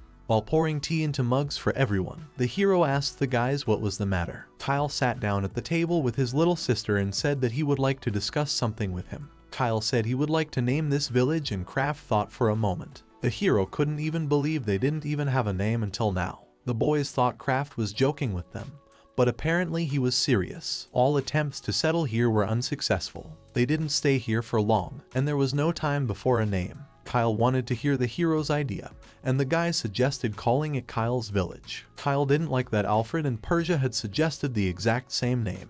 But other than that, nothing else came to the hero's mind. People recognized Kyle's accomplishments, and everyone in the village was grateful for everything. Kraft had no doubt that they would have been glad of the name. Persia agreed with him so strongly that her head seemed about to fall off. Kyle believed that this was a village they had all created together, and as they would attract more people here, they would all help develop it further, so his name didn't fit this village. The hero thought it was a perfect fit, but Kyle was against it. In that case, Kraft offered to come up with something else and asked Persia for her ideas. The girl replied that she had no choice but to name the settlement Kyle's Village. The hero immediately realized that it was not worth talking to this stubborn and useless girl, and they would not get far that way. The hero decided to ask Kyla's younger sister for ideas, and she suggested that the settlement should be called Kraft Village. The hero was all the more not going to go along with it. Kyle clapped his hands and exclaimed that Mina was pretty smart. He thought it was a great name, but the hero didn't think so. He suggested naming the village after Lafana, the head of the guild, but Mina wouldn't listen to him. Kyle didn't agree with him and thought that most of the credit belonged to Kraft, so the name suited the village. The hero didn't understand what was wrong with them but asked them to calm down. He didn't care at all about the fitting name. He only believed that by doing so, he would burn with shame. Persia didn't like it, but if the Lord said it, she was okay with it. The guy asked her to be quiet and called the girl useless. While Persia was strangling Kraft, someone knocked on the door and Kyle invited entry. Lifa walked in and apologized for the intrusion. Apparently they were dealing with some sort of issue here. She looked at the boss who was lying on the ground. Lifa thought she should come back later, but the hero asked not to leave him here. As a result, Lifa sat down at the table and started thinking about a name for the village with everyone else. The girl suggested calling this village the Village of Twilight. It was like the village of the setting sun. Persia frowned and said that it was like the village was in decline. She didn't understand why Liefa had suggested such a name, and Liefa looked at Kraft's crest with a smile. She recalled that the crest hero was called the Twilight Alchemist. He was the reason the village had reached the current one, so the name was similar to the name of the cross. Kyle was delighted with her idea. He thought it was pretty good, but the hero asked them to stop. He thought it would be a little weird, but Persia thought it was a pretty good option. although the setting sun was a bit of a bad omen, which the hero agreed with. In that case, Kyle suggested calling it the Village of Dawn, like daybreak. It sounded more like sunrise. Leafa smiled and said that it could also have had a meaning about the beginning. It was the perfect name for a frontier village. Persia decided that she would not object to Mr. Kyle's suggestion. The hero smiled and said that she was unwavering in this matter. Leafa asked for Mina's opinion and the girl nodded approvingly. In that case, it was settled. From then on, their village became known as the Village of the Golden Dawn. Persia thought it sounded radiant and said that the name suited Mr. Kailu. She thought it was a very good name and he had a good sense of naming. The hero meanwhile did not understand where the gold in the name came from. Besides, he thought that there was no definite talent for naming. Hero said that he would feel embarrassed if they praised him again. But finally the guys came to a common decision. Kraft felt he was being ignored and turned to the others. Leafa meanwhile told a happy Kyle that she would go get the necessary paperwork. Kyle was happy, but he still wanted to name the village after Kraft. The guy asked him to repeat himself and Kraft said he didn't say anything. The hero walked around the village and decided it was time. He went to Leafan's house and knocked in order to enter her room. Meanwhile, the girl was sorting out some papers. Earlier, the hero had told her that he would like to collect some ore. He thought that now was a good time. They needed to collect iron, copper, mithril, and adamantine if possible. Leafa thought it was a good idea and asked where they were going. Kraft provided her with a map of the resources in the area and pointed to a place where he would like to go. This place was marked with a small cross. According to the Craft Guild's predictions, that was where there was the best chance of finding rare minerals. For some reason, the bodice turned pale and covered in sweat. Leafa thought that she didn't need to be told why they shouldn't have gone there. The hero understood her excitement perfectly. First, they had to get out of this forest filled with monsters. Leafa suddenly realized what the adventurers were here for and Kraft nodded approvingly at her. The hero suggested that they make a request for an escort assignment with the Adventurers Guild. The payment could be made from the village budget. The normal process of mining ores could take a decent amount of time.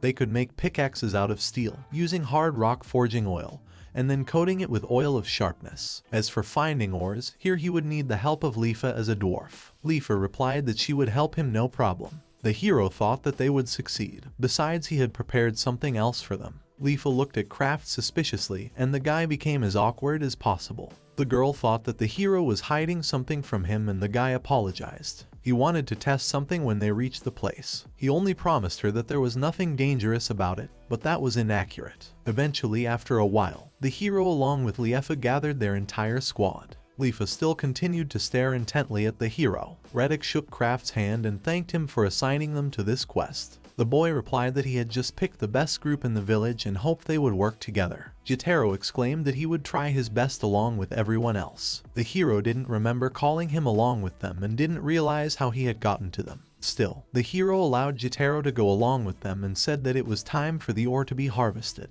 The hero also realized that this was the first step in saving Kyle's life. Reddick noticed that the guild leader kept his eyes on the craft and told him so. Guy replied that for certain reasons he was under her observation. Accompanied by Reddick's squad, the protagonists set out to collect rare materials. Reddick suggested that they briefly introduce themselves to each other once more. The boy introduced himself as the leader of the group to Reddick, who had a swordsman crest. Leafa was surprised to hear from Kraft that they had been in the same group before. Reddick turned to another member of his team to introduce her. The girl with the sinister look was called Solal. Solal frowned and apologized for having those eyes. She had a ranger crest, and she was also pleased to meet everyone. Reddick laughed and said that her character was the same as her appearance, stern. The girl looked at Reddick unhappily, thinking that their leader had had enough of life. The hero smiled and said that it had been a long time since he had seen Solal. Although he had noticed her in the village at times, it was similar in her case, as she was simply too busy to talk to Kraft. Without a smile on her face, the girl said that she was glad to meet him, and the guy reciprocated.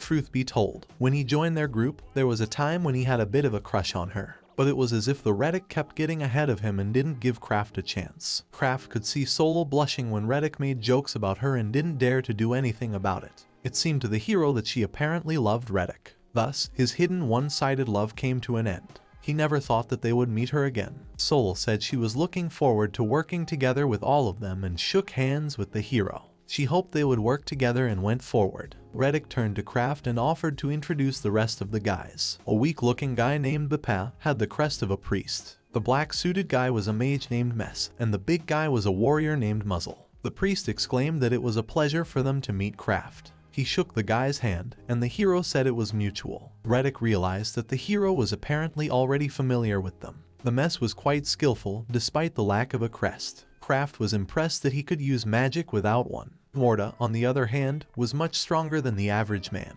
and the hero hoped they would get along. He wanted to shake the man's hand, but he only gave the guy a stern look. Reddock forgot to specify that he was rather taciturn, but that wasn't something to worry about. He always shared the minimum amount of information. The little Jotaro asked for everyone's attention and said that it was his turn.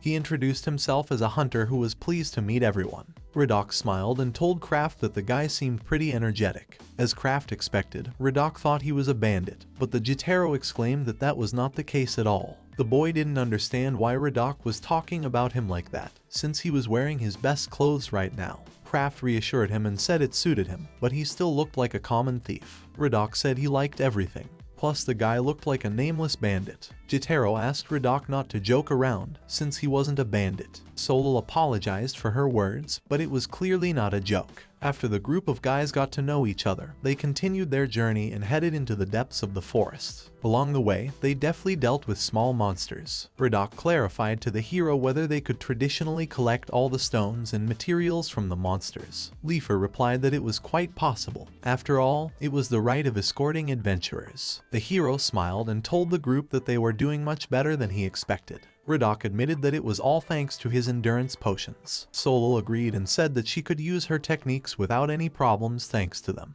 Bardak considered himself more useful if he could use his magic without worry, as did the muzzle. The hero started looking for the right thing in a pocket under his cloak and said he had something for them. He pulled out a small bottle and said it contained a mana potion. It was a very useful item for a mage, and everyone was surprised that the hero had something like that. The POW was shocked that the guy was giving them this potion, as it was a rather expensive potion. There wasn't really that much of it, so the hero asked to use it only when necessary. The guys exclaimed that it was simply incredible, for this potion was also of legendary quality. Reddock smiled and exclaimed that he was happy for them. He figured they could defeat even a Cyclops that way, but Kraft wished he hadn't raised any strange flags. As they made their way deeper into the forest, the Leifa noticed that there appeared to be a cave ahead. The hero wasn't sure if they should have gone there, but the Leifa replied that the blob was reacting strongly in that direction. Kraft along with the blob simultaneously used spheres of light to illuminate the path. Once the group had the lighting sorted out, the Leifa called out for them to follow. The cave was quite crowded and empty at first, but the group continued to follow the Leifa forward. Drops of water dripped off the stalactites of the cave, and small lizards ran along the walls. Solal asked the Ridoka not to push, and the boy apologized to her. The hero pronounced that the place was rather narrow, and the Leifa agreed with him. But judging from the quality of the soil, there must be some ore here, but the hero couldn't see any difference. The dwarves could distinguish ores even in the dark, and besides, the Leifa had a drop with him.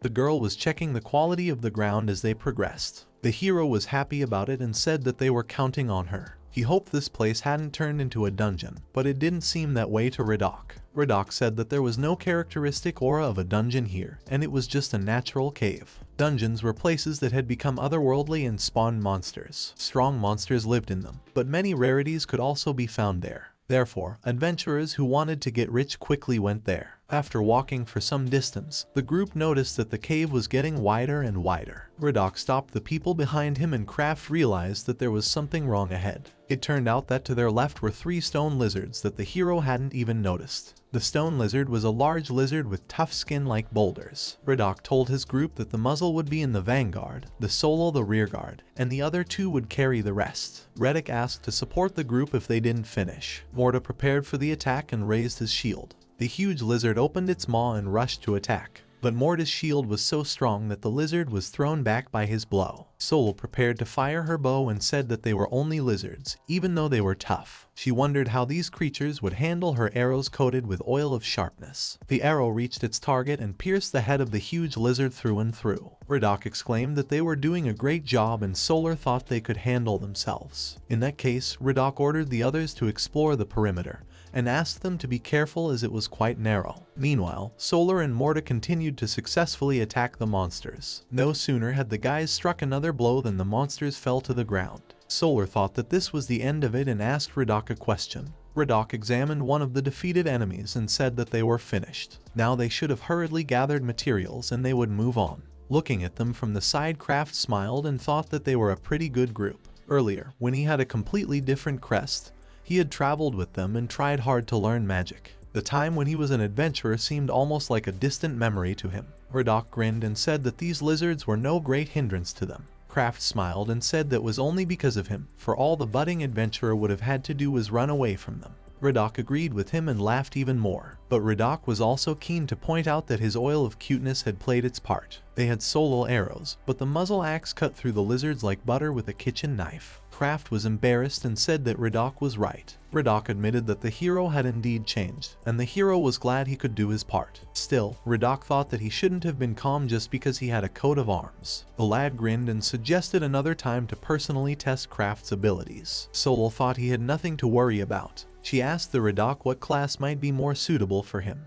As they went deeper into the cave, the leaf noticed that the ground here had changed. Occasionally there were stones containing iron. She had a feeling that there was some mithril here, which amazed the Redak. Redak would certainly want his own gear made of mithril, but Leafer replied that his concentration here was low. The girl wanted to go even further into the depths of the cave if it was possible. The hero agreed with her and suggested that she continue on her way. Taking a few more steps forward, the Liefa noticed that the stone was beginning to glow and stopped. She warned the group that there appeared to be a large space ahead. Leafer ran forward first and suggested that the boys take a look at it. The girl was delighted, for they were in the hall of a cave covered with huge crystals. The delighted bodice ran to the nearest crystals, and the hero looked around in surprise. The group along with the Redak also began to examine the crystal rocks with their mouths open with amazement. Leafa's eyes were burning with excitement and joy. She knew there was mithril ore here, and she knew they would find it. Leafa laughed and said that it was pretty big. The hero smiled back and said that Leafa had done well. Leafa was already excited to see what she could make of these things. No sooner had Redak congratulated the Liefa on her discovery than his congratulations were cut short halfway through.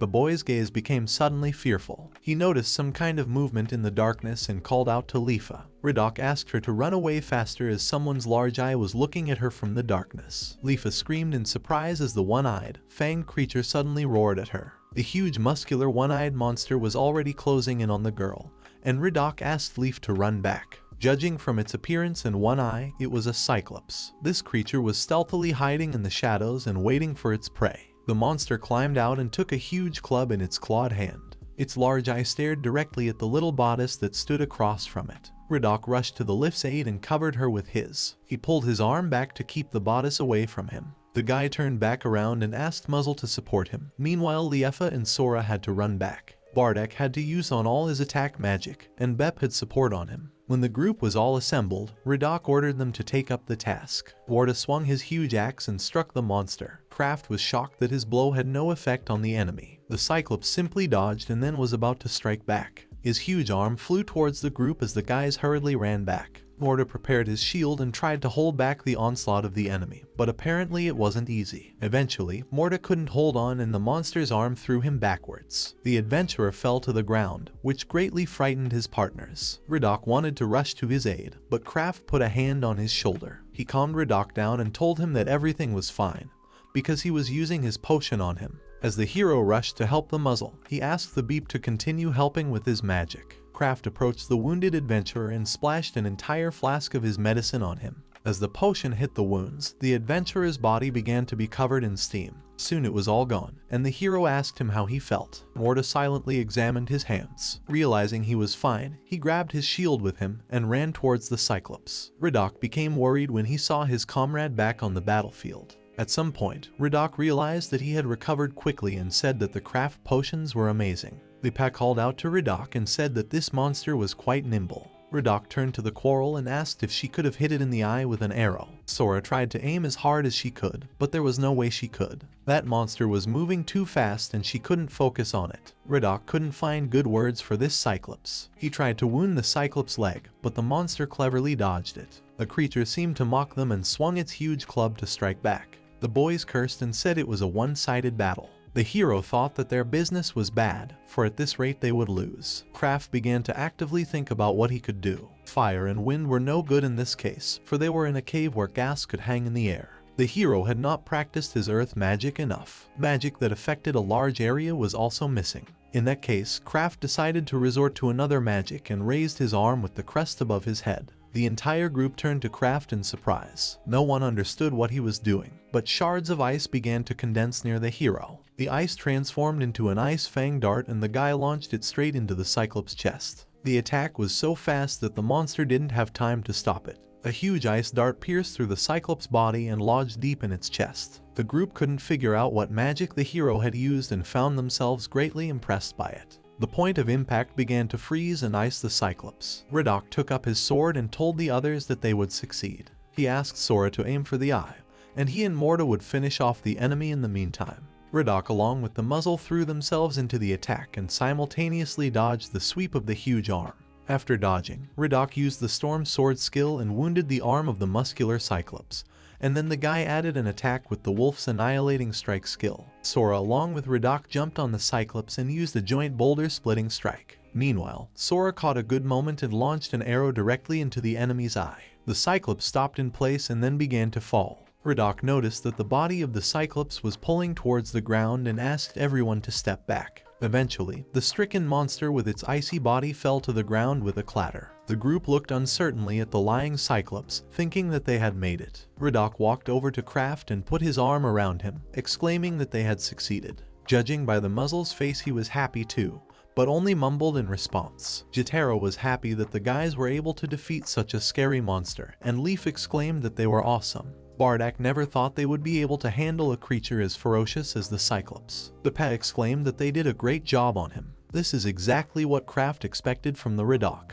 He looked at the Riddock with a smile and exclaimed that he had handled him in a flash of Oka. Riddock asked him not to say that, for it was quite different. Riddock smiled and told Kraft that he was the one who was able to overpower the monster. He was curious to know what skill the hero had used. As soon as he turned his back for a while, Kraft had already mastered incredible magic. Sora was absolutely serious about the fact that Kraft had shocked her. She was in agreement that this was Kraft's victory, and they had merely dealt the Cyclops a finishing blow. Bardak couldn't believe that their group could separate from the hero just because he couldn't use magic. The Pa exclaimed that Kraft had gained impressive abilities. The hero was confused by their words, but was glad to hear it. He was glad that his useless magic had finally come in handy. Leafa thought that now it was safe for them here and they could start mining. Riddock agreed with her and said that was why they had come here. He turned to his boys and said that in the meantime they would go about collecting materials from the Cyclops. Riddock began collecting from the monster's hand while the others discussed their loot. Bardak licked his lips and picked up his knife, thinking that this monster would make a lot of great stuff. But Pa, meanwhile, covered his nose with his hand and said that the insides and blood smelled awful. Leafa called out to Kraft and the hero turned in her direction. The girl had already picked up the pickaxe and motioned for him to come over. She was going to do some ore mining and the hero was counting on her. He figured she would be able to gather enough ore for everyone. But Leafa wasn't going to stop there and said she would mine everything here. She straight up lit up at the thought and started actively pounding ore. In the end, after a while, Leafa had filled 4 barrels, but she wanted to collect more. There should be more ore in the inner wall, but the pickaxe was unable to pierce through the rock on the way to it. Guy suggested using his specially made secret weapon to overcome their obstacle. Leafa looked uncertainly at the object in the guy's hands. She didn't understand what it was, and the hero replied that it was a magic blast. Simply put, the magic would get out of control and have an explosion. Leafa asked him to stop. She was sure it wouldn't end well, but Kraft only laughed. He asked her not to worry, because as long as he didn't press the magic stone, everything would be fine. Leafa exclaimed that she didn't mean that at all. The guy turned on the adorable Kraft and said that it was completely safe. He reminded Leafa that he had never failed before, but Leafa reminded him that he had never tested anything. Riddock wanted to ask them what was wrong, and the girl ordered them to step back. Leafa asked everyone to move back behind the rocks since they could have been hit, but the hero asked her to drop the idea. Earlier he had said that it was safe. Jotaro couldn't wait to see what the hero wanted to show them, but Leafa thought it was better not to see such a thing. Riddock didn't understand why she was so worried, since Kraft had previously been able to use incredible magic. The girl waved her hands and said that they hadn't seen his unintelligent side yet. She warned them and asked them to memorialize her word. Meanwhile, the hero summoned the whole group and said that everything would be fine as there should not be much power in this invention. Everyone believed Kraft's words, and the Jotaro couldn't wait to see what would happen. The hero stuck his invention in the gap between the stones and said he would give them a countdown. He looked back at the bodice and said she was worrying unnecessarily. As soon as the guy started the countdown, everyone became wary and covered their ears with their hands in anticipation of an explosion. Indeed, after the hero counted down to 1, there was a deafening explosion. The explosion was so powerful that the girls were scared out of their wits and closed their eyes. The members of the squad that were standing next to the explosion rolled backwards. Leafa called out to the boys and said that's exactly what she meant. As Kraft coughed and recovered from the explosion, a shabby-looking Leafa approached him. Looking at the expression on her face, the hero immediately became uncomfortable. He was still glad that he decided not to use this invention on Cyclops. In that case, there would definitely be nothing left of him. Leafa exclaimed that he had gone overboard this time. The guy asked her to refrain from beating her and look the other way. Thanks to the explosion, they would now be able to mine even more ore, just like Leafa wanted. Leafa frowned and thought that if used correctly, this invention could be very useful. To begin with, it should have been placed in a hole in the rock and set to explode. If the rock would accept the entire blast, it would be an effective way to destroy it. Leafa thought she would call it a drill blast. The hero was thrilled that she was able to figure out so much with just one single explosion. He thought that Leafa was a true genius and leader, but Leafa asked him not to try to get out of this situation. She gave an angry look at the hero and said that the jokes with Kraft were over. Kraft felt his heart thump loudly with fear. Radok and all the other guys said they should have talked to Kraft and grabbed the frightened hero by the shoulders. Kraft sat on his knees for 2 hours that night listening to the others lecture him. His outburst shattered even their newfound confidence. After a few days, the hero and his group returned back to the village. The village had already heard that they had defeated the Cyclops, and everyone was thrilled with the news. The children were happy that their group was able to find Mithril and asked to be shown the ore. It was almost like a celebration for everyone. The group of kids were happy to go back and greet the locals. Kyle along with Mina came out to meet Kraft and congratulated him on his return. The hero thanked them and told them he was back. Kyle wondered where the bodice had gone, but the hero hesitated to answer. The traveling merchants in the village were shocked when they learned that the heroes had actually managed to get their hands on the mithril. They immediately surrounded the bodice and asked when they planned to sell it. The girl asked them to stop, as she hadn't even told them anything yet. She was immediately jumped on by a crowd of eager people asking her to sell the mithril. Some wanted to negotiate with her, and some wanted to pay her even in advance. Based on this situation, Leafa was a bit delayed. Kyle understood what the merchants wanted to get, no matter what it cost them. The guy suggested delaying the report until the Leafa arrived, and the hero agreed with him. He took a seat in the chair next to where the Kayla's silent younger sister sat. The hero glanced questioningly at the girl. Normally her seat was next to Kyle's, but now she was sitting across from him. It seemed strange to Kraft that she couldn't even look into his eyes, and he didn't understand her at all. A disheveled and tired bodice walked into their office and apologized for being late. The guys thought she didn't look her best. The girl talked about how the merchants almost trampled her and apologized for waiting to Mr. Kyle. Kraft noticed that the bodice had all her hair mussed up. The girl quickly fixed her hair and motioned for them to move on to the report. She sat down in the main seat across from everyone and picked up her papers. She began by having them tour the cave they had found in the planned location. Inside they encountered stone lizards, wandering lights, and giant pillbugs among others. Kyle said it looked like a dangerous cave, and Leafa replied that it turned out to be so. However, they were able to quickly extract a large amount of ore. They had 5 main reasons for doing so. The first reason was a magical explosion. The second was the oil of sharpness, the third was a special vault, and the fourth was a reliable escort. And the 5th reason was Leafa and her knowledge of the ores. Leafa was embarrassed and admitted that it was so. Thanks to the Radok group, they got it done quickly and without injury. But the most important thing was the stamina potion, which played a huge role in the battles. The girl didn't think that they would have been able to defeat the Cyclops on just their stamina alone without these potions. This monster was also called the Adventurer's Killer. The fact was that the Cyclops chased people to victory and unprepared people lost their lives that way. Kyle was insanely happy that they had succeeded. The hero took a hot cup of tea in his hands and suggested to talk about mithril. It was like the other people had their eyes on him, and Kraft asked Kyle about their next moves. Just the thought of them alone made a cold sweat break out in the bodice. Kyle thought it would be best to keep the mithril out of the village for now, and Leafa was in complete agreement with him. Leafa explained that there had recently been a revolution in mithril smithing. Craftsmen who were previously unskilled in handling mithril suddenly learned the trade. As a result, the demand for mithril instantly increased. Therefore, they had to endeavor to sell it when the price peaked. The hero had a personal request for them. He would like to ask them to sell some equipment from them to the adventurers who had moved to this village. Kyle agreed with such a good idea and suggested that they make a plan. Considering the earnings, the Redox squad was able to quickly upgrade their equipment. In that case, Leafa thought that she should take care of the mithril ingots as early as tomorrow. Kraft was fine with that, but before that, he would like to ask her for something. A few days later, while the guy was minding his own business, Leafa called out to Kraft. She happily said she was finished with what he had asked for and offered to look at it. Kraft was finishing up with his potions and said he'd be right over to her. Leafa was glowing with happiness and hoped the hero would like it. The guy hoped so too, and he couldn't wait to see Leafa's work. Before going inside, Leafa exclaimed that she was more than sure of it. She proudly presented the hero with his new alchemical cauldron. The cauldron had stunning painted patterns on it, which the hero was in awe of. He exclaimed that her work was superb and the engravings were also magnificent. It was like a work of art. The hero thought that Leafa was indeed a great artisan.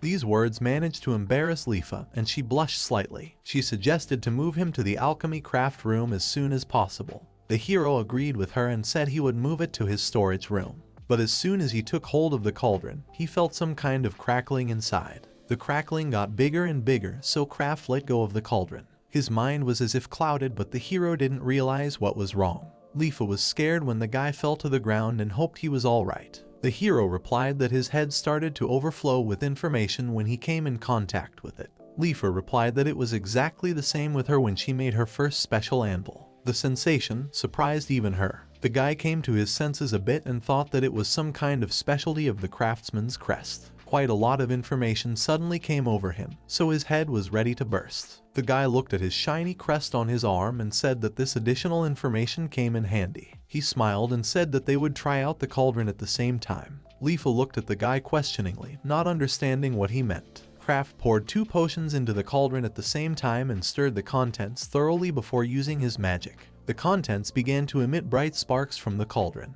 Leaf's eyes glistened when she saw this beauty. The guy continued to infuse the potion with his magic, and then a thick vapor began to rise. Leafa looked up at the high vapor and thought it was already finished. Kraft smiled and replied that they had made it. They now had a solidifying oil for mithril. It sounded pretty incredible. If they used it with high-frequency mithril, it would become a hard mithril, a metal that would be 1 grade higher. Leafa used the analysis on the content cauldron and exclaimed that it was simply amazing. Thus, the metal would indeed be of the highest quality. The hero offered to try it now and held out the flask to Leafa. Taking it in her hands, the overjoyed girl ran off to go about her business. The hero took up a book and thought he could study a little while waiting. Outside the doors came the tinkling clatter of ore. After a while, Leafa kicked the doors with her hands and exclaimed that she had big news. She thought it was simply incredible. She decided to make a new hammer and anvil and got a bunch of new information about weapons and tools. Leafa could now do a lot of things she couldn't before and was insanely happy about it. The guy smiled and said it was amazing.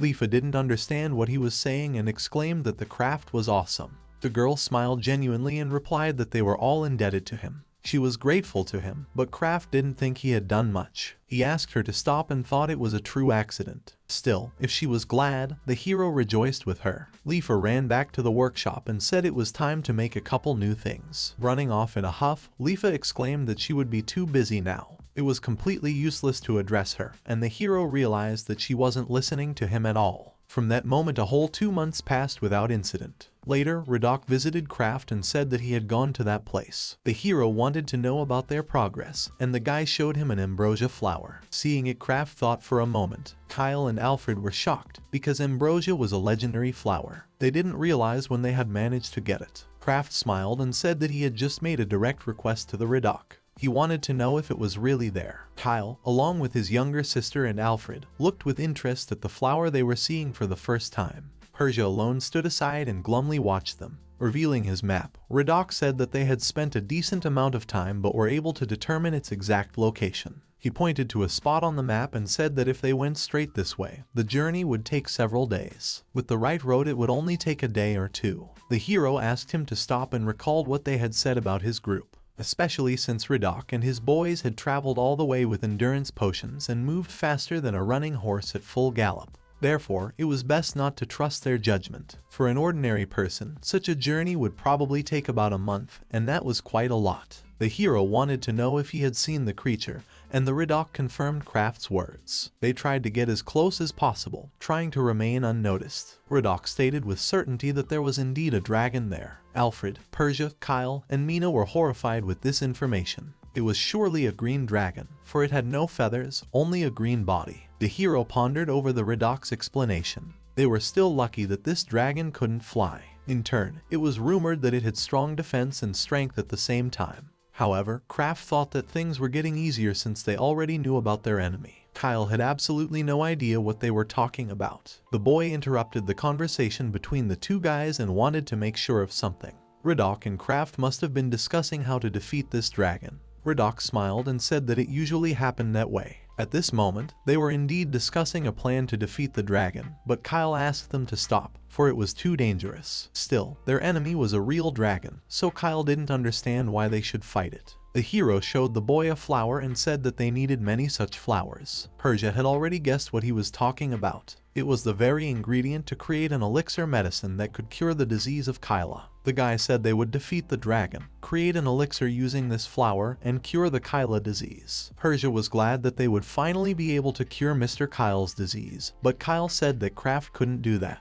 The boy could not allow Kraft to be put in such danger because of him, and he was not agreeable to such a plan. The hero expected him to say something like that, but Kyle thought it was obvious. Besides, they were putting themselves at risk for the sake of it. With all due respect, Persia turned to Mr. Kyle and said that she was willing to sacrifice her life for him, but Kyle knew that perfectly well. The boy cried and said that he did not want to treat his illness if it meant putting others at risk. He realized that if something happened to his friends, he wouldn't be able to forgive himself. Persia and the others were touched by his words, but the hero remained steadfast. He noted that Kyle was an excellent and caring leader, and he knew it well. But for Kyle's information, it was not just for his benefit. Kyle didn't understand what he meant, and the hero asked him to look at the map again. The fact was that the dragon's lair was just at the place where they planned to continue the road. Seeing this place, Kyle was horrified. This settlement had a number of tasks, but the most important one was to build a road to connect the town, especially since the route currently planned would allow them to connect to 2 neighboring countries. The settlement won't be able to accomplish this if they don't deal with the dragon.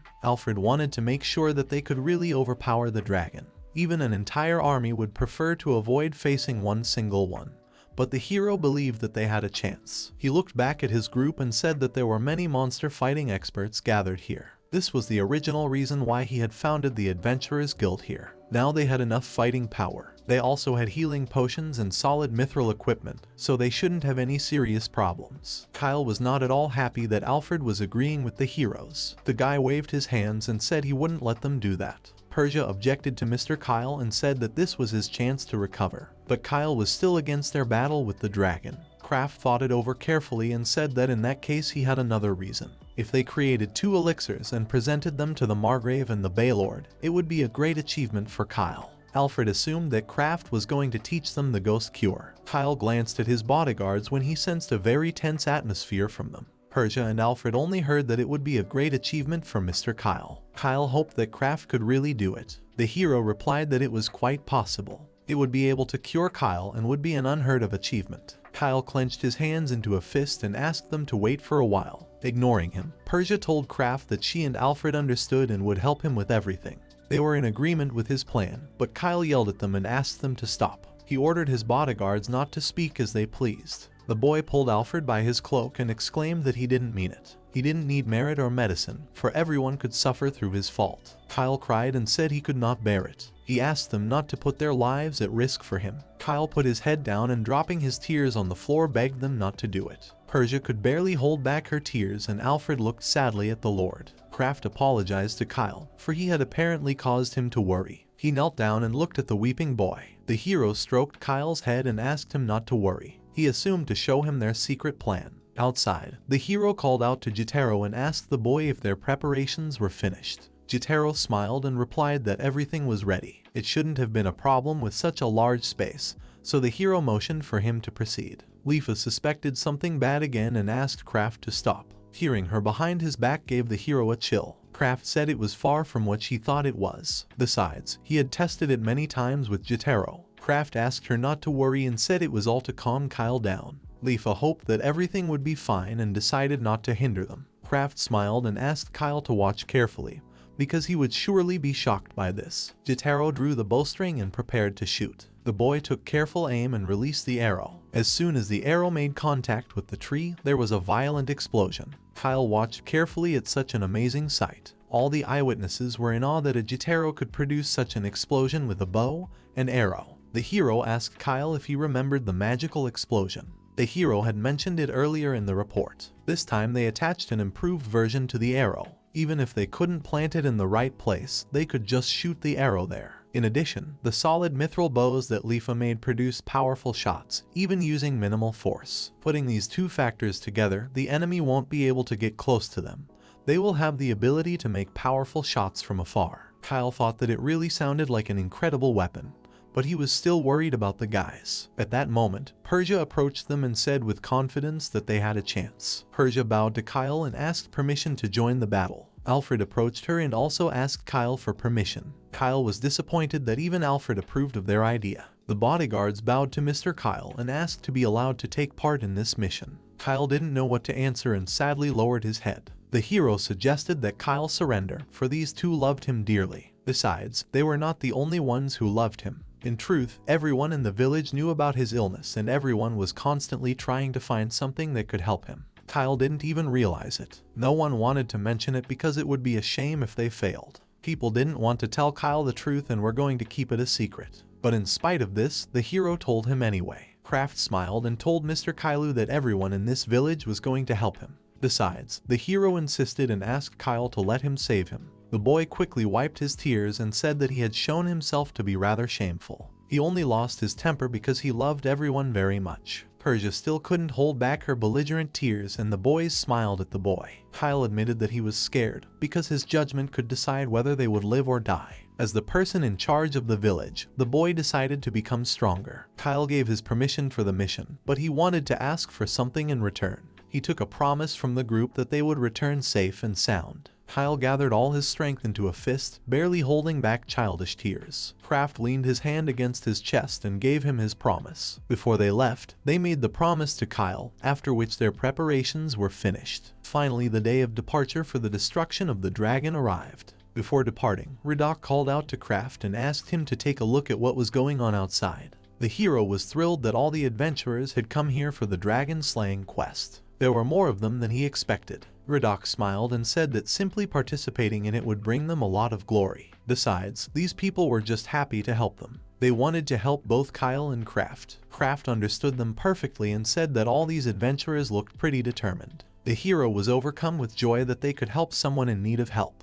Leafa smiled goodbye and asked that the village's defense be left to them. Kraft didn't doubt her and replied that he would count on her. The hero was about to leave with the boys as a landmine caught up with him. She silently grabbed his cloak and stopped him, but the hero did not understand what was the matter. The girl spoke to him for the first time and asked Kraft to go back in one piece. Kraft stroked the crying Mina and promised that everything would be okay. He believed that they would all go back together. Ridoc and the rest of the adventurers raised their fists in the air. Ridoc smiled and suggested they hit the road. Thus the group of adventurers along with the main character set out to defeat the dragon. After a while, the group reached the appointed place and stopped to look around. One of the adventurers looked through a telescope and noticed a huge creature in the field that sat with its back to them. The man's eyes rounded in surprise. Everyone who saw this monster for the first time was shocked. Not far from them sat a huge green dragon. Even at such a distance, the adventurers could feel its majesty. Even though Ridoc had seen it before, even now this dragon frightened him. Ridoc called out to Kraft and asked if they had everything ready. The hero replied to the guys that everything was ready and they could start. In that case, Ridoc and the others counted on Kraft. Ridoc ordered all the adventurers to start the first phase of their plan and listen carefully. If they failed, they were to retreat immediately and not fight if they felt they didn't have enough strength. The group of adventurers rushed forward after Ridoc gave them a sign to advance. The dragon heard a noise behind him and noticed the adventurers approaching him. Ridoc ordered the offensive. Hearing a noise behind him, the dragon turned around.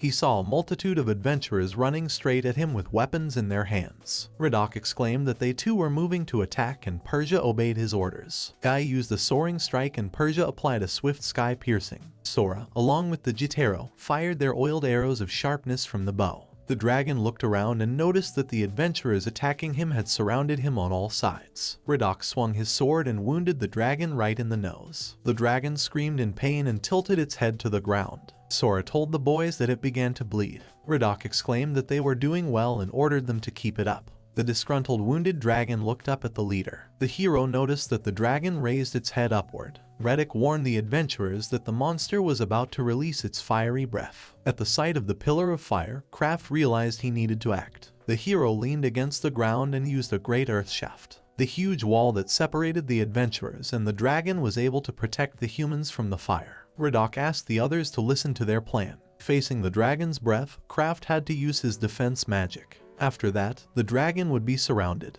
The enemy's flames would reflect off the walls and envelop the dragon. The wall that the hero had created began to crack, and Kraft felt that it would not last long. He told this to Redak, and Redak realized that they should act faster. Redak called out to everyone and ordered them to prepare explosives. Several adventurers shot special arrows at the dragon while it was behind the wall. After a few attacks, a huge explosion followed, which alerted the archers. They stopped firing arrows and noticed a wounded dragon that had broken through the wall. Persia exclaimed that they were doing well, and the dragon was apparently getting weaker. They were doing great, so they should have kept attacking and pressed on. Redak suggested attacking it without holding back. With his order, all the archers started launching arrows at the dragon again.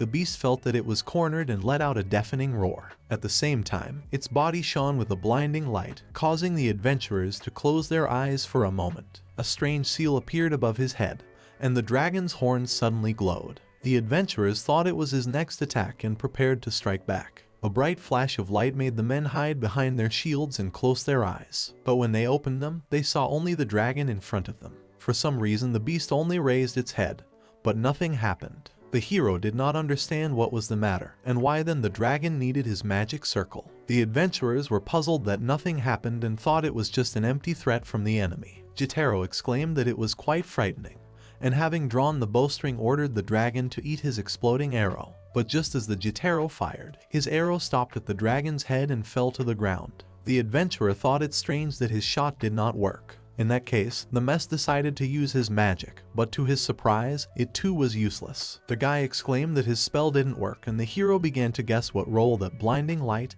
and magic circle played. The dragon remained motionless, and Kraft realized that he was using protective magic. The guy called out to the Redak and warned that this light would most likely negate all magic, including the magic blast. If that was true, they didn't fully know the capabilities of this creature. Redak thought they should back off and distracted himself for a moment to turn around and tell the others that. The dragon moved to attack and prepared to use its fiery breath again. Kraft was terrified, realizing that from this distance the earth rampart would not be able to cover them. Smoke was already beginning to emanate from the dragon's mouth. The hero turned to everyone else and ordered them to run back. Earlier, the guys had told Kraft that they were counting on him, so the guy couldn't let them die here. During the retreat, Kraft called out to Redak and Bep. The hero asked them to hit him with their skills. They had to act as soon as possible, for they had no time. The guys were shocked to hear such a request from Kraft, but they had no choice. Bep used a shoulder tackle on Kraft and Redak used a speed boost. The two skills hit Kraft's back and pushed him forward.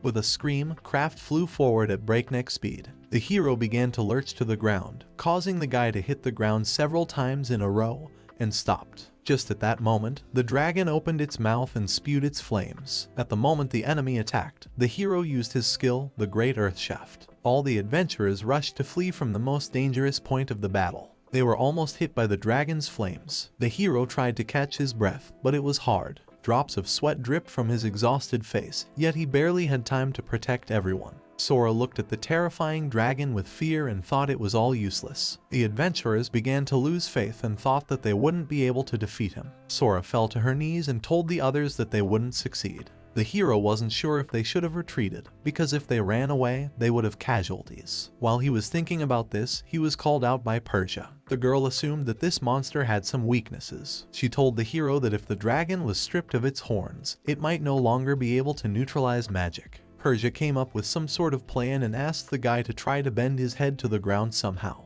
Kraft didn't understand at all what she was going to do. The girl picked up a sword and said that she, being Persia's formal god, would try to do it. The girl went on the attack and asked to duck the dragon's head to the ground. Meanwhile, she would cut down its horns. The hero understood what she demanded of him, but it was not easy. Their opponent was nullifying his magic, and the guy didn't know what to do. An arrow that had explosives tied to it caught his eye, and it gave Kraft one thought. He remembered the moment earlier when Jotaro had let an arrow into the dragon. The arrow had still hit then, though there had been no explosion. The magic explosive was a magic attack, and the attack should have been completely blocked. This suggested that physical attacks were still working on him. In that case, the hero thought that they had a chance of winning. Kraft hesitated as the rest of the adventurers hid behind the rocks. At that moment, he was called out by a Redak. Redak believed that if they had any chance of victory, they needed to take it. Otherwise, things would only get worse. He was willing to sacrifice himself from the beginning to defeat the dragon, because it was worth it. It wasn't easy for Kraft to look at his buddies who were giving their last effort for their victory, and risking themselves in battle. The boy clenched his hands into a fist and apologized to them. The hero called out to everyone and asked them to hold just one breath until the very end. The guys prepared for the attack and obeyed Kraft unquestioningly. While the others were attacking the enemy, the hero drank a potion and said he was counting on them. At this point, Kraft was about to gather all his magic. Now thinking about it, he and Mess could still use magic, which meant there was a weakness in nullifying the dragon's magic. Surely this dragon's ability must have worked in a limited radius. In that case, Kraft already knew what he should do. He noticed that the dragon was preparing to exhale flames and warned the others. Persia stopped and said that they would stand to die. At this time, the rest of the group used the Great Earth Shield in defense against fire and heat. Redak told the muzzle that they would support him to block the attack and asked him to stand firm. At that moment, the dragon spewed flames that rained down directly on the muzzle's shield. Morta stood firm while his partners helped contain the attack and held his back. Kraft, on the other hand, had to defend himself with his own strength, but the flames enveloped his entire body. The hero realized that even with all the power of the Redak's group, it was quite difficult. Bippa was scared for Kraft, as the guy's entire body was covered in burns. The hero couldn't get to his feet, so Bippa poured a recovery potion on him. Kraft recovered a little and apologized for it. Bippa helped the hero to his feet and Kraft asked the others how he felt. As the thick smoke began to settle to the ground, the lad saw a group of Ridoka led by a muzzle. Kraft was madly relieved that they were all right. He thought their group were the kind of crazy people if they withstood such a dragon attack. The guys noticed that the enemy was about to take another breath, but Kraft said it was too late. No sooner had the dragon lifted its head up than it noticed a huge boulder above it. Kraft replied that he had acquired this opportunity because of everyone else. He was not going to miss this opportunity and lowered the boulder directly onto the dragon's head with a gesture of his hand. The hero decided that if magic didn't work, they would use a physical attack on him. The boulder fell right on the dragon's neck and the monster was nailed to the ground. Kraft asked Persia to act now and threw her a potion bottle. The girl deftly caught the potion and drank the entire contents. It was a breakthrough potion. After Persia felt its effects, she realized what Kraft had given it for. It was a special potion that briefly allowed one to go beyond the limits of human capabilities. Kraft had no doubt that it was going to work. Persia jumped right in front of the dragon's face and cut off its horns in one fell swoop. The dragon screamed in pain and Persia began to fall headlong. The hero began to worry about her, but the girl gritted her teeth. She asked him not to worry about her and to finish this battle instead. Kraft shouted to the others that the dragon's defense was down and now they should have attacked with everything they had. Kraft had no doubt that this was the end. All the adventurers prepared their arrows and began to fire at the dragon from all sides. The hero applied a heavenly thunderclap and a rare great boulder strike. All the blows together with the arrows fell on the enemy at the same time. In the end, Redak ended the fight with a final decisive blow with his sword. After a while, rumors spread in the village that Kraft and the others had returned. Everyone ran to the exit of the village to see them. Kyle and Alfred stood in the front rows and waited impatiently for them. Seeing the shabby boys, one of the villagers thought that they surely couldn't defeat the dragon. One of the locals covered her mouth with her hands. She was terrified to think of how many they had lost. But the boys were all in good spirits, and Kraft told them they were back. Kyle rushed over to Kraft and grabbed him by his clothes and cried. He was insanely happy that the hero was able to come back alive. Kraft asked him not to grab him so suddenly. Leafa joined Kyle, but the hero didn't understand what happened to them. The girl also sobbed and exclaimed that he had been through a lot. She was also happy that he was able to return home. Kraft was in agreement with her and wanted to move on to the report, but Leafa asked him to forget about it. Everything else didn't matter because he had returned alive. Not understanding anything, the hero looked at the Redak, but the latter only shook his head. Lifa noticed that they hadn't lost anyone. She thought that retreating was also an act of courage. Lifa replied that they had fought with honor, but the hero thought they should have shown it as soon as possible.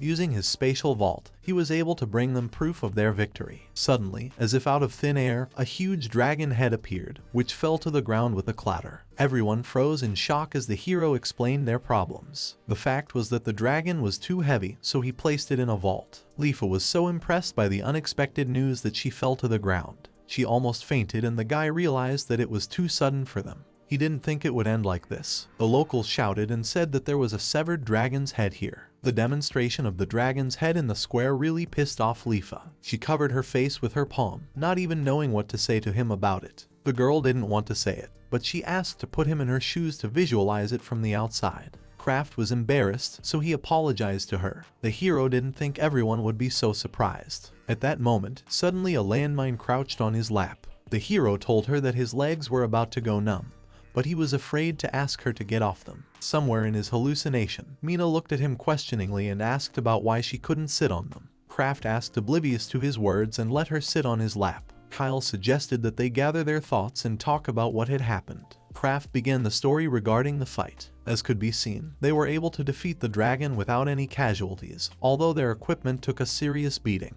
Lifa thought it was unbelievable, since they came back without any losses, and also with a victory over the dragon. And the hero also said that they had accomplished the main task and had collected enough ambrosia flowers as well as other rare herbs. Of course, defeating the dragon was their main objective, and the herbs were a secondary objective. They also found many valuable ores and magical items. If they were that valuable, the adventurers would want to obtain them. Kyle said that he could leave the discussion with the guild to Lifa. Lifa promised to take care of it. Kraft also felt that Radok could give details of the battle. Radok agreed with him and started the story with magic. Meanwhile, Mina covered her eyes and listened to their conversation with a smile on her face. By evening, when it was already dark outside, the villagers led Radok and Kraft to the signboard. The signboard said that they had made it and were celebrating their victory over the dragon. The hero didn't understand the name at all. Jotaro waved his hand at Kraft and offered to come over to them. The happy guy offered to look at the decorations they were helping with. Right in the middle of the field lay the huge head of a defeated dragon.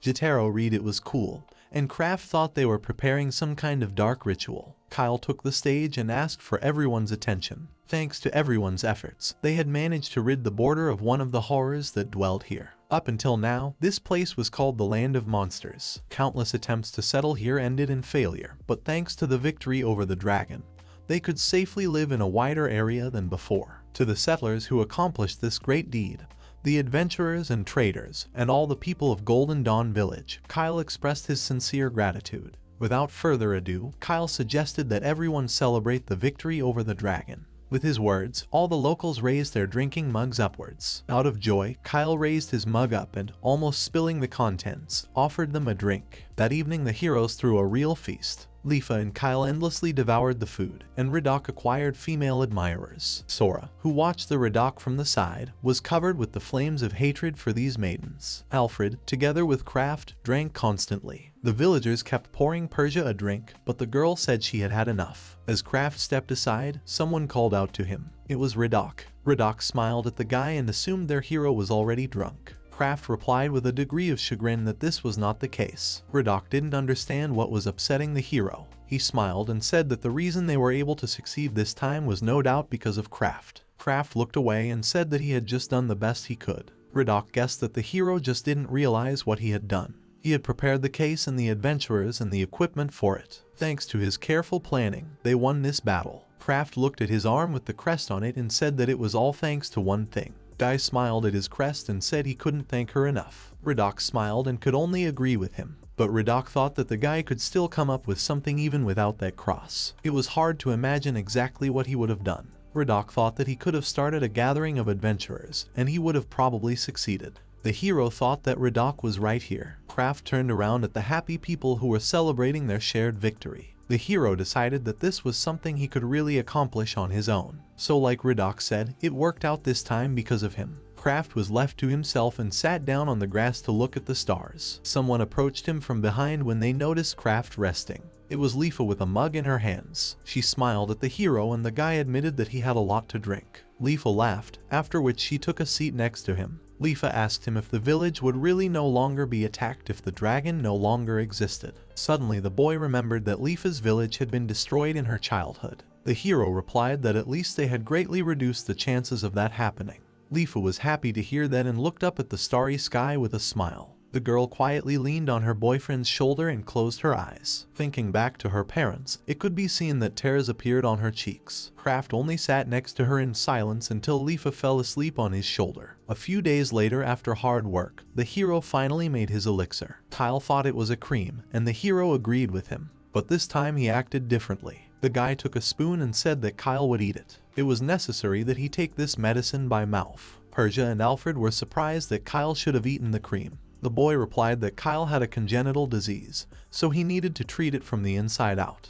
He was absolutely sure of that, for that was what his cross had told him. Persia asked him to prepare for the consequences. Is he messed up? Alfred felt it was best not to think about it. Despite the bodyguard's misgivings, Kyle took a spoon and swallowed the cream. The boys immediately attacked him with questions about his well-being. Persia and Alfred hoped he hadn't gotten worse, but Kraft thought they were overreacting. The boy replied that he didn't feel anything. That cream tasted sweet. No sooner had Kyle said this than his eyes rounded. He was obviously surprised by something, but Persia and Alfred turned pale with fear. They asked not to be told that Kyle had gotten worse. Suddenly tears came from Kyle's eyes. Persia tried to ask Kyle what was the matter, but the boy replied that he was not worse at all. The boy grabbed his clothes around his heart and said it was as if the pain and fatigue in his heart had never happened. Everything he felt before was no longer there. Everyone, including Kraft, stared at Kyle in surprise. Kyle continued to cry and was unable to hold back his tears until someone's hands reached out to him.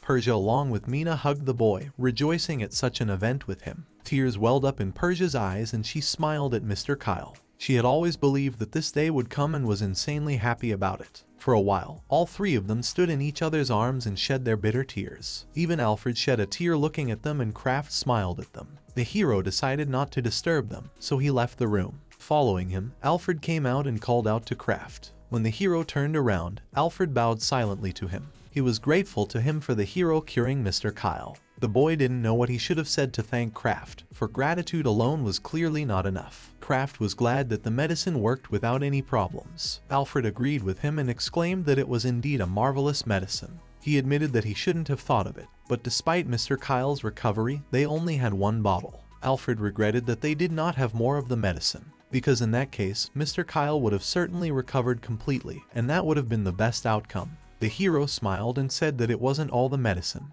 Alfred couldn't believe his ears and froze in place. The guy confirmed it and said he had plenty more elixir. He showed Alfred his table with many bottles. It was all made from materials collected after defeating the dragon. There were 129 bottles of Sura, a legendary drink that briefly increased abilities, and 73 bottles of Amrita, one bottle of which would make 1 year younger. He also kept 47 bottles of the elixir for the Kyle, which shocked everyone, including the Kyle himself. Kyle grabbed his head and thought that this was wrong. He felt as if his tears were for nothing. Persia grabbed the hero by his clothes and thought he was sick of living. Kraft smiled and admitted that he was a little too much. Kyle figured all those bottles were all rare potions and they could sell them in town. Kraft replied that they were going to get into trouble anyway, so they should have turned it all over to the Excellency Margrave Baylord. Persia and Alfred were surprised to hear such an unusual proposal. Meanwhile, Kyle's father Baylord Margrave summoned his eldest son to his study. The father greeted Zaid and gave him the message from Kale that they had just received. Zaid recalled that Kyle always spoke grandly, but he himself was probably up to his neck in settlement problems. He had expected his younger brother to burst into tears, but his father had replied that it was not like that at all. Holding out the report to his elder brother,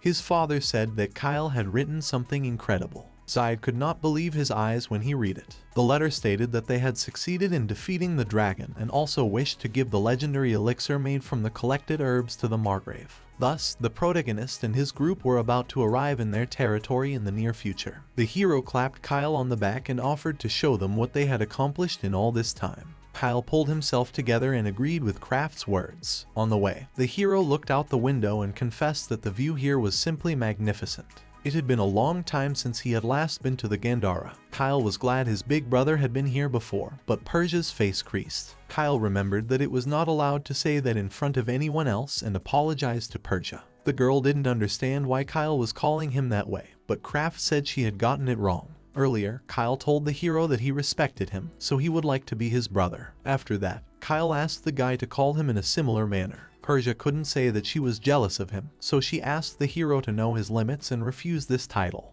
But Kraft thought it should have been said not to him. Jotaro meanwhile was excited about the city where the Margrave lived. This city was full of people and buildings. Kyle replied that their capital city was more densely populated than this city. The gates were always open as so many people passed through them. This meant that there was no toll for passage. If the Jotaro had known this before, he would have certainly arrived here. Kyle suggested he take a look around while they weren't here, and the Jotaro gladly agreed. The hero frowned, thinking about having wondered that question before. The fact was that earlier, Jotaro had barged in on them uninvited and asked to be taken along. With all this, he sat down at the side of the nobleman as if nothing had happened. This guy surprised the hero more and more each time. The guy thought he should have learned how to be as cocky as he was, but Persia thought he was already like that. Leafa stared silently out the window during the ride. Their wagon was stopped by guards as the heroes pulled up to the gate. They asked if they were related to the Margrave of Baylord's Margrave. The hero did not understand who the men were, and Persia explained that they were gate guards. Alfred replied that they were and asked to go inside. The soldier then suggested that they take a different route, for the main street was too crowded. Alfred thanked them for their work. Kyle couldn't stand it and looked out of the wagon, also thanking the soldiers. To the soldiers, his appearance was so unexpected that for a moment everyone was speechless. The soldiers immediately became animated and began to congratulate Mr. Kyla on his return. It seemed to them that the guy was in good health, and that was indeed the case. Kyle smiled and replied that he was fine. They congratulated him and suggested that the country air must have done him good. Alfred explained that it was just a brief return, so they should have kept it a closely guarded secret. The soldiers understood, in which case Alfred asked them not to shout. Together with the others, Alfred got into the wagon and they headed further towards Kyle's house. The hero did not take his eyes off the glass and watched the beautiful scenery. Finally, their wagon came to the gate of the house of Kyle. Kyle admitted that he hadn't been inside too often, since he had been moved to a rural residence when he was a child. Jotaro assumed that the nobles didn't return to their homes. Leafa frowned and asked him to be more restrained. Kyle replied that everything was fine, so they didn't need to pay attention. Besides, he could make a good report to his father thanks to everyone present. The boy smiled and said he was grateful to them all for their help. Jotaro responded with a mutual smile and told Kyle that he was nice. Kraft noticed Persia covered her face with her hands, but her inner voice was seeping out like that. Leafa thought they were supposed to be out soon. The hero asked the Mina to get off his lap, but she clearly didn't want to do it. The guy thought that in all likelihood they should not have entered the ruler's territory in a carriage. Leafa grinned and told the hero that the Mina was starting to like him.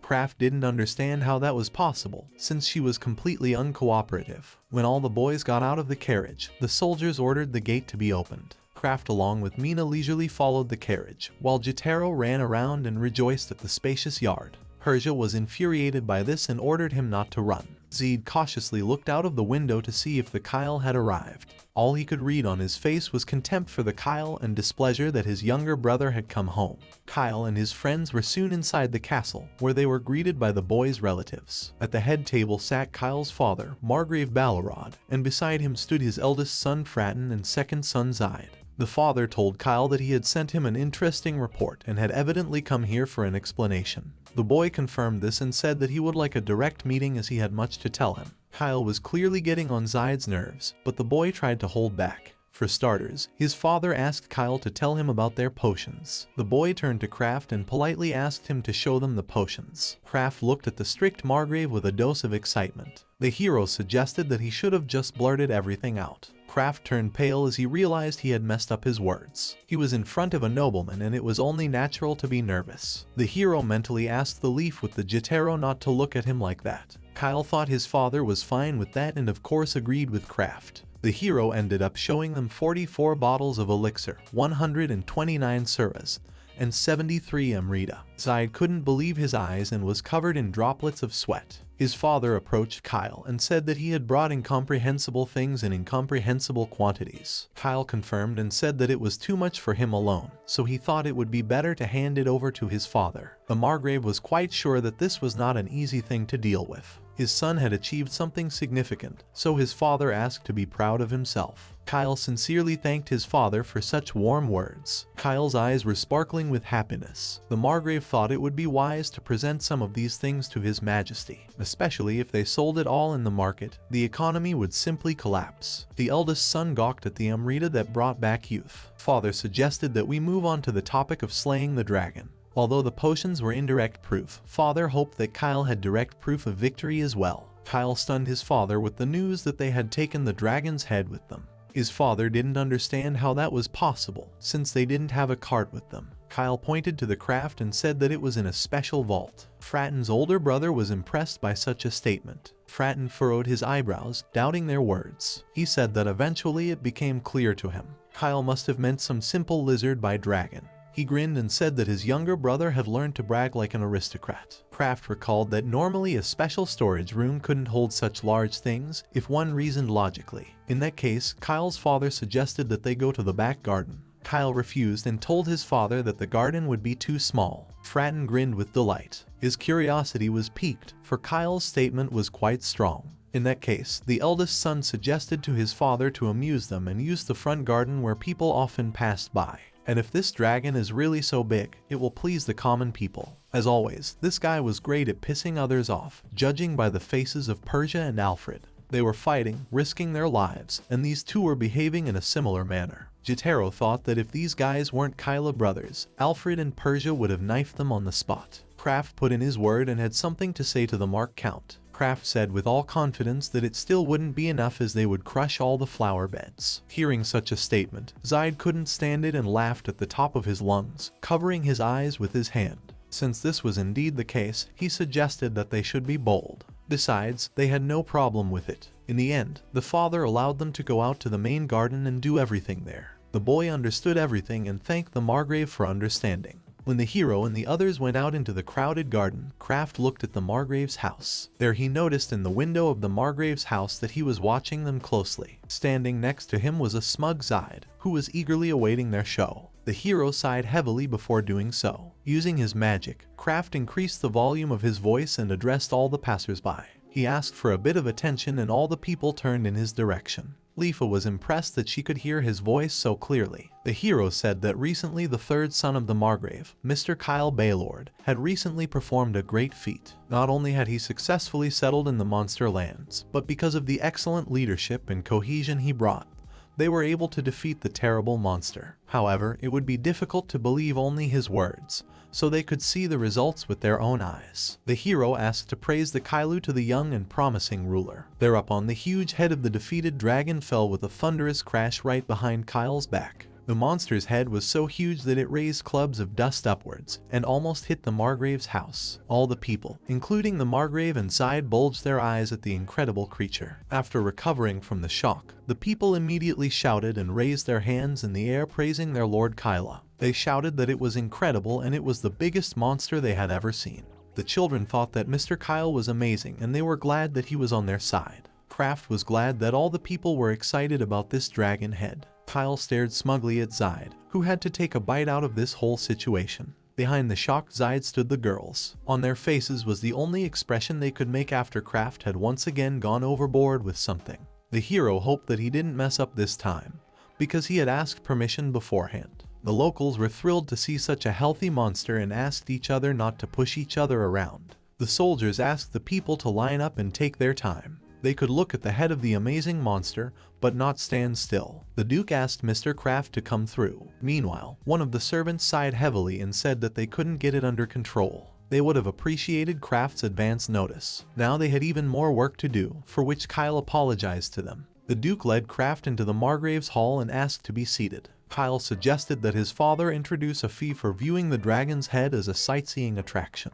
His father replied that if they did it without preparation, the effect would be like a powder keg. Besides, it was better for this achievement not to spread much. The Margrave decided that he would eventually leave these consequences to the Fomalgout. Kraft thought he had heard of this man before. Judging by the frown on the Persian's face, one could guess who the man in question was. His father told Kyle that he had done a magnificent job taking care of this dragon. Kyle thanked his father for the praise. The Margrave also wanted to thank those who supported Kyle. Alfred bowed to the Margrave and exclaimed that they were happy to have served them. The report stated that the population of the settlement had already reached 1,000 people, but they still did not have enough housing. They could no longer accept newcomers because of this problem. Zai was disgusted to hear that Kyle had exceeded his father's expectations. At that moment, someone interrupted this conversation and exclaimed that there was an important meeting going on right now. Not understanding anything, the hero glanced questioningly towards the door. Someone uninvited opened the door and entered the Margrave's hall. The Duke tried to stop the Margrave's wife, who asked her husband to apologize. Another lady came in with her and silently followed the woman. Kyle's father called out to Vela and Ryla and said that they had an important conversation. His wife grinned and said that she was well aware of it. The woman probably had no place in this dialogue, but she wanted to make her point nonetheless. At that moment, Kyle quietly turned to Kraft. He explained that the woman was the former second mistress and now Vel's first wife, and by her side was her daughter Ryla. The wife of Vel was the mother of Zaid. The woman continued speaking and thought there was nothing wrong with that. The Margrave had to reluctantly agree with her. The woman covered half of her face with a lush fan and admitted that Kyle's accomplishments were truly magnificent. Kyle was delighted to hear such words and thanked her. The hero did not understand why Kyle appeared happier at this moment than when he was praised by his father. The woman said that the new settlement had grown quite fast, which was quite surprising for the work of the Kyle. The eldest son said that there was some truth in that. Fortunately, the new village was not far from the Zaid's territory. Kyle had already shown his ability in territory management, so the woman suggested that the settlement be given to Zaid. Everyone was shocked and couldn't believe their ears. Kyle got a shiver when he heard this nonsense. Zaid thought it was a brilliant idea and his mother knew what she was talking about. Although on paper his territory was not far away, there was a huge area between them. Kraft had no doubt that this was beyond all common sense. The Margrave was silent, so the woman turned to her dear husband. The woman reminded him that thanks to the cure, Kyle had overcome his illness and had become free of his innate weakness. So surely it would be best for Kyle to stay here and help the Margrave in the Gandhara. It seemed to Kraft that her arguments now sounded reasonable, but she was clearly just abusing her power to help her own son. It was pretty obvious, since Zaid was completely on her side. Kraft realized that he planned to reap the benefits of Kyle.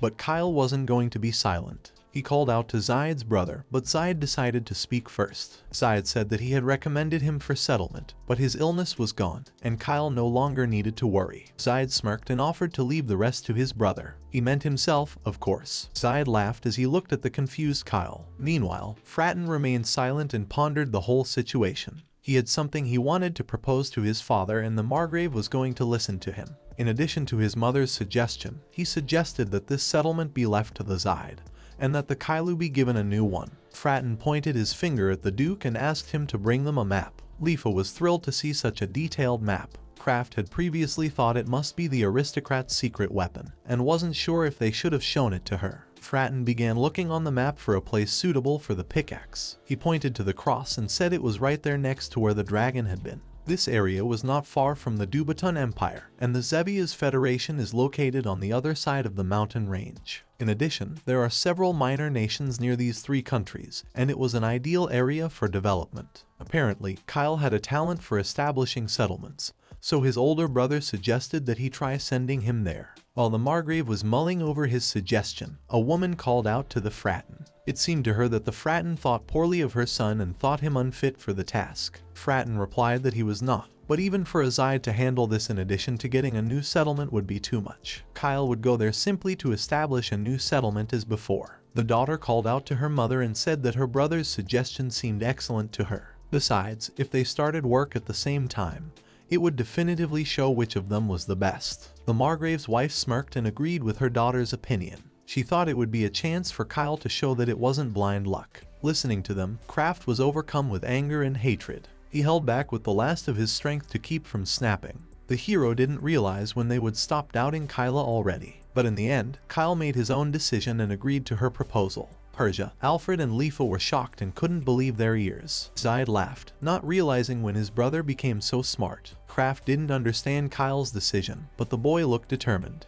Kyle got up from the table and said he had two requests. The first request was that he wanted to keep the name of the Golden Dawn. The second request was for Kraft, which made him go through a lot with the people in this village. Kyle would like to take anyone who wanted to move with him. Normally peasants could not move out of the areas they lived in. Settlements such as theirs were the exception. In all likelihood, the Kyle needed permission. However, the woman could not allow them to remove any resources or property from the village. Kyle was shocked when he heard this and called out to his mother. He thought it was too much because they couldn't go to a new area without resources. In that case, the woman wasn't going to give them permission for either. Kyle understood and in that case asked to allow guilds and individuals to take their own goods with them. The Margrave wanted to make sure that his son was really satisfied with everything, and Kyle replied that in that case he would agree. Zaid laughed and replied that in that case everything was settled. Not holding back his laughter, he said that Kyle had finally learned to behave like an aristocrat. Kraft didn't understand anything and asked Kyle why he agreed to this. The boy only looked at him and winked with a smile.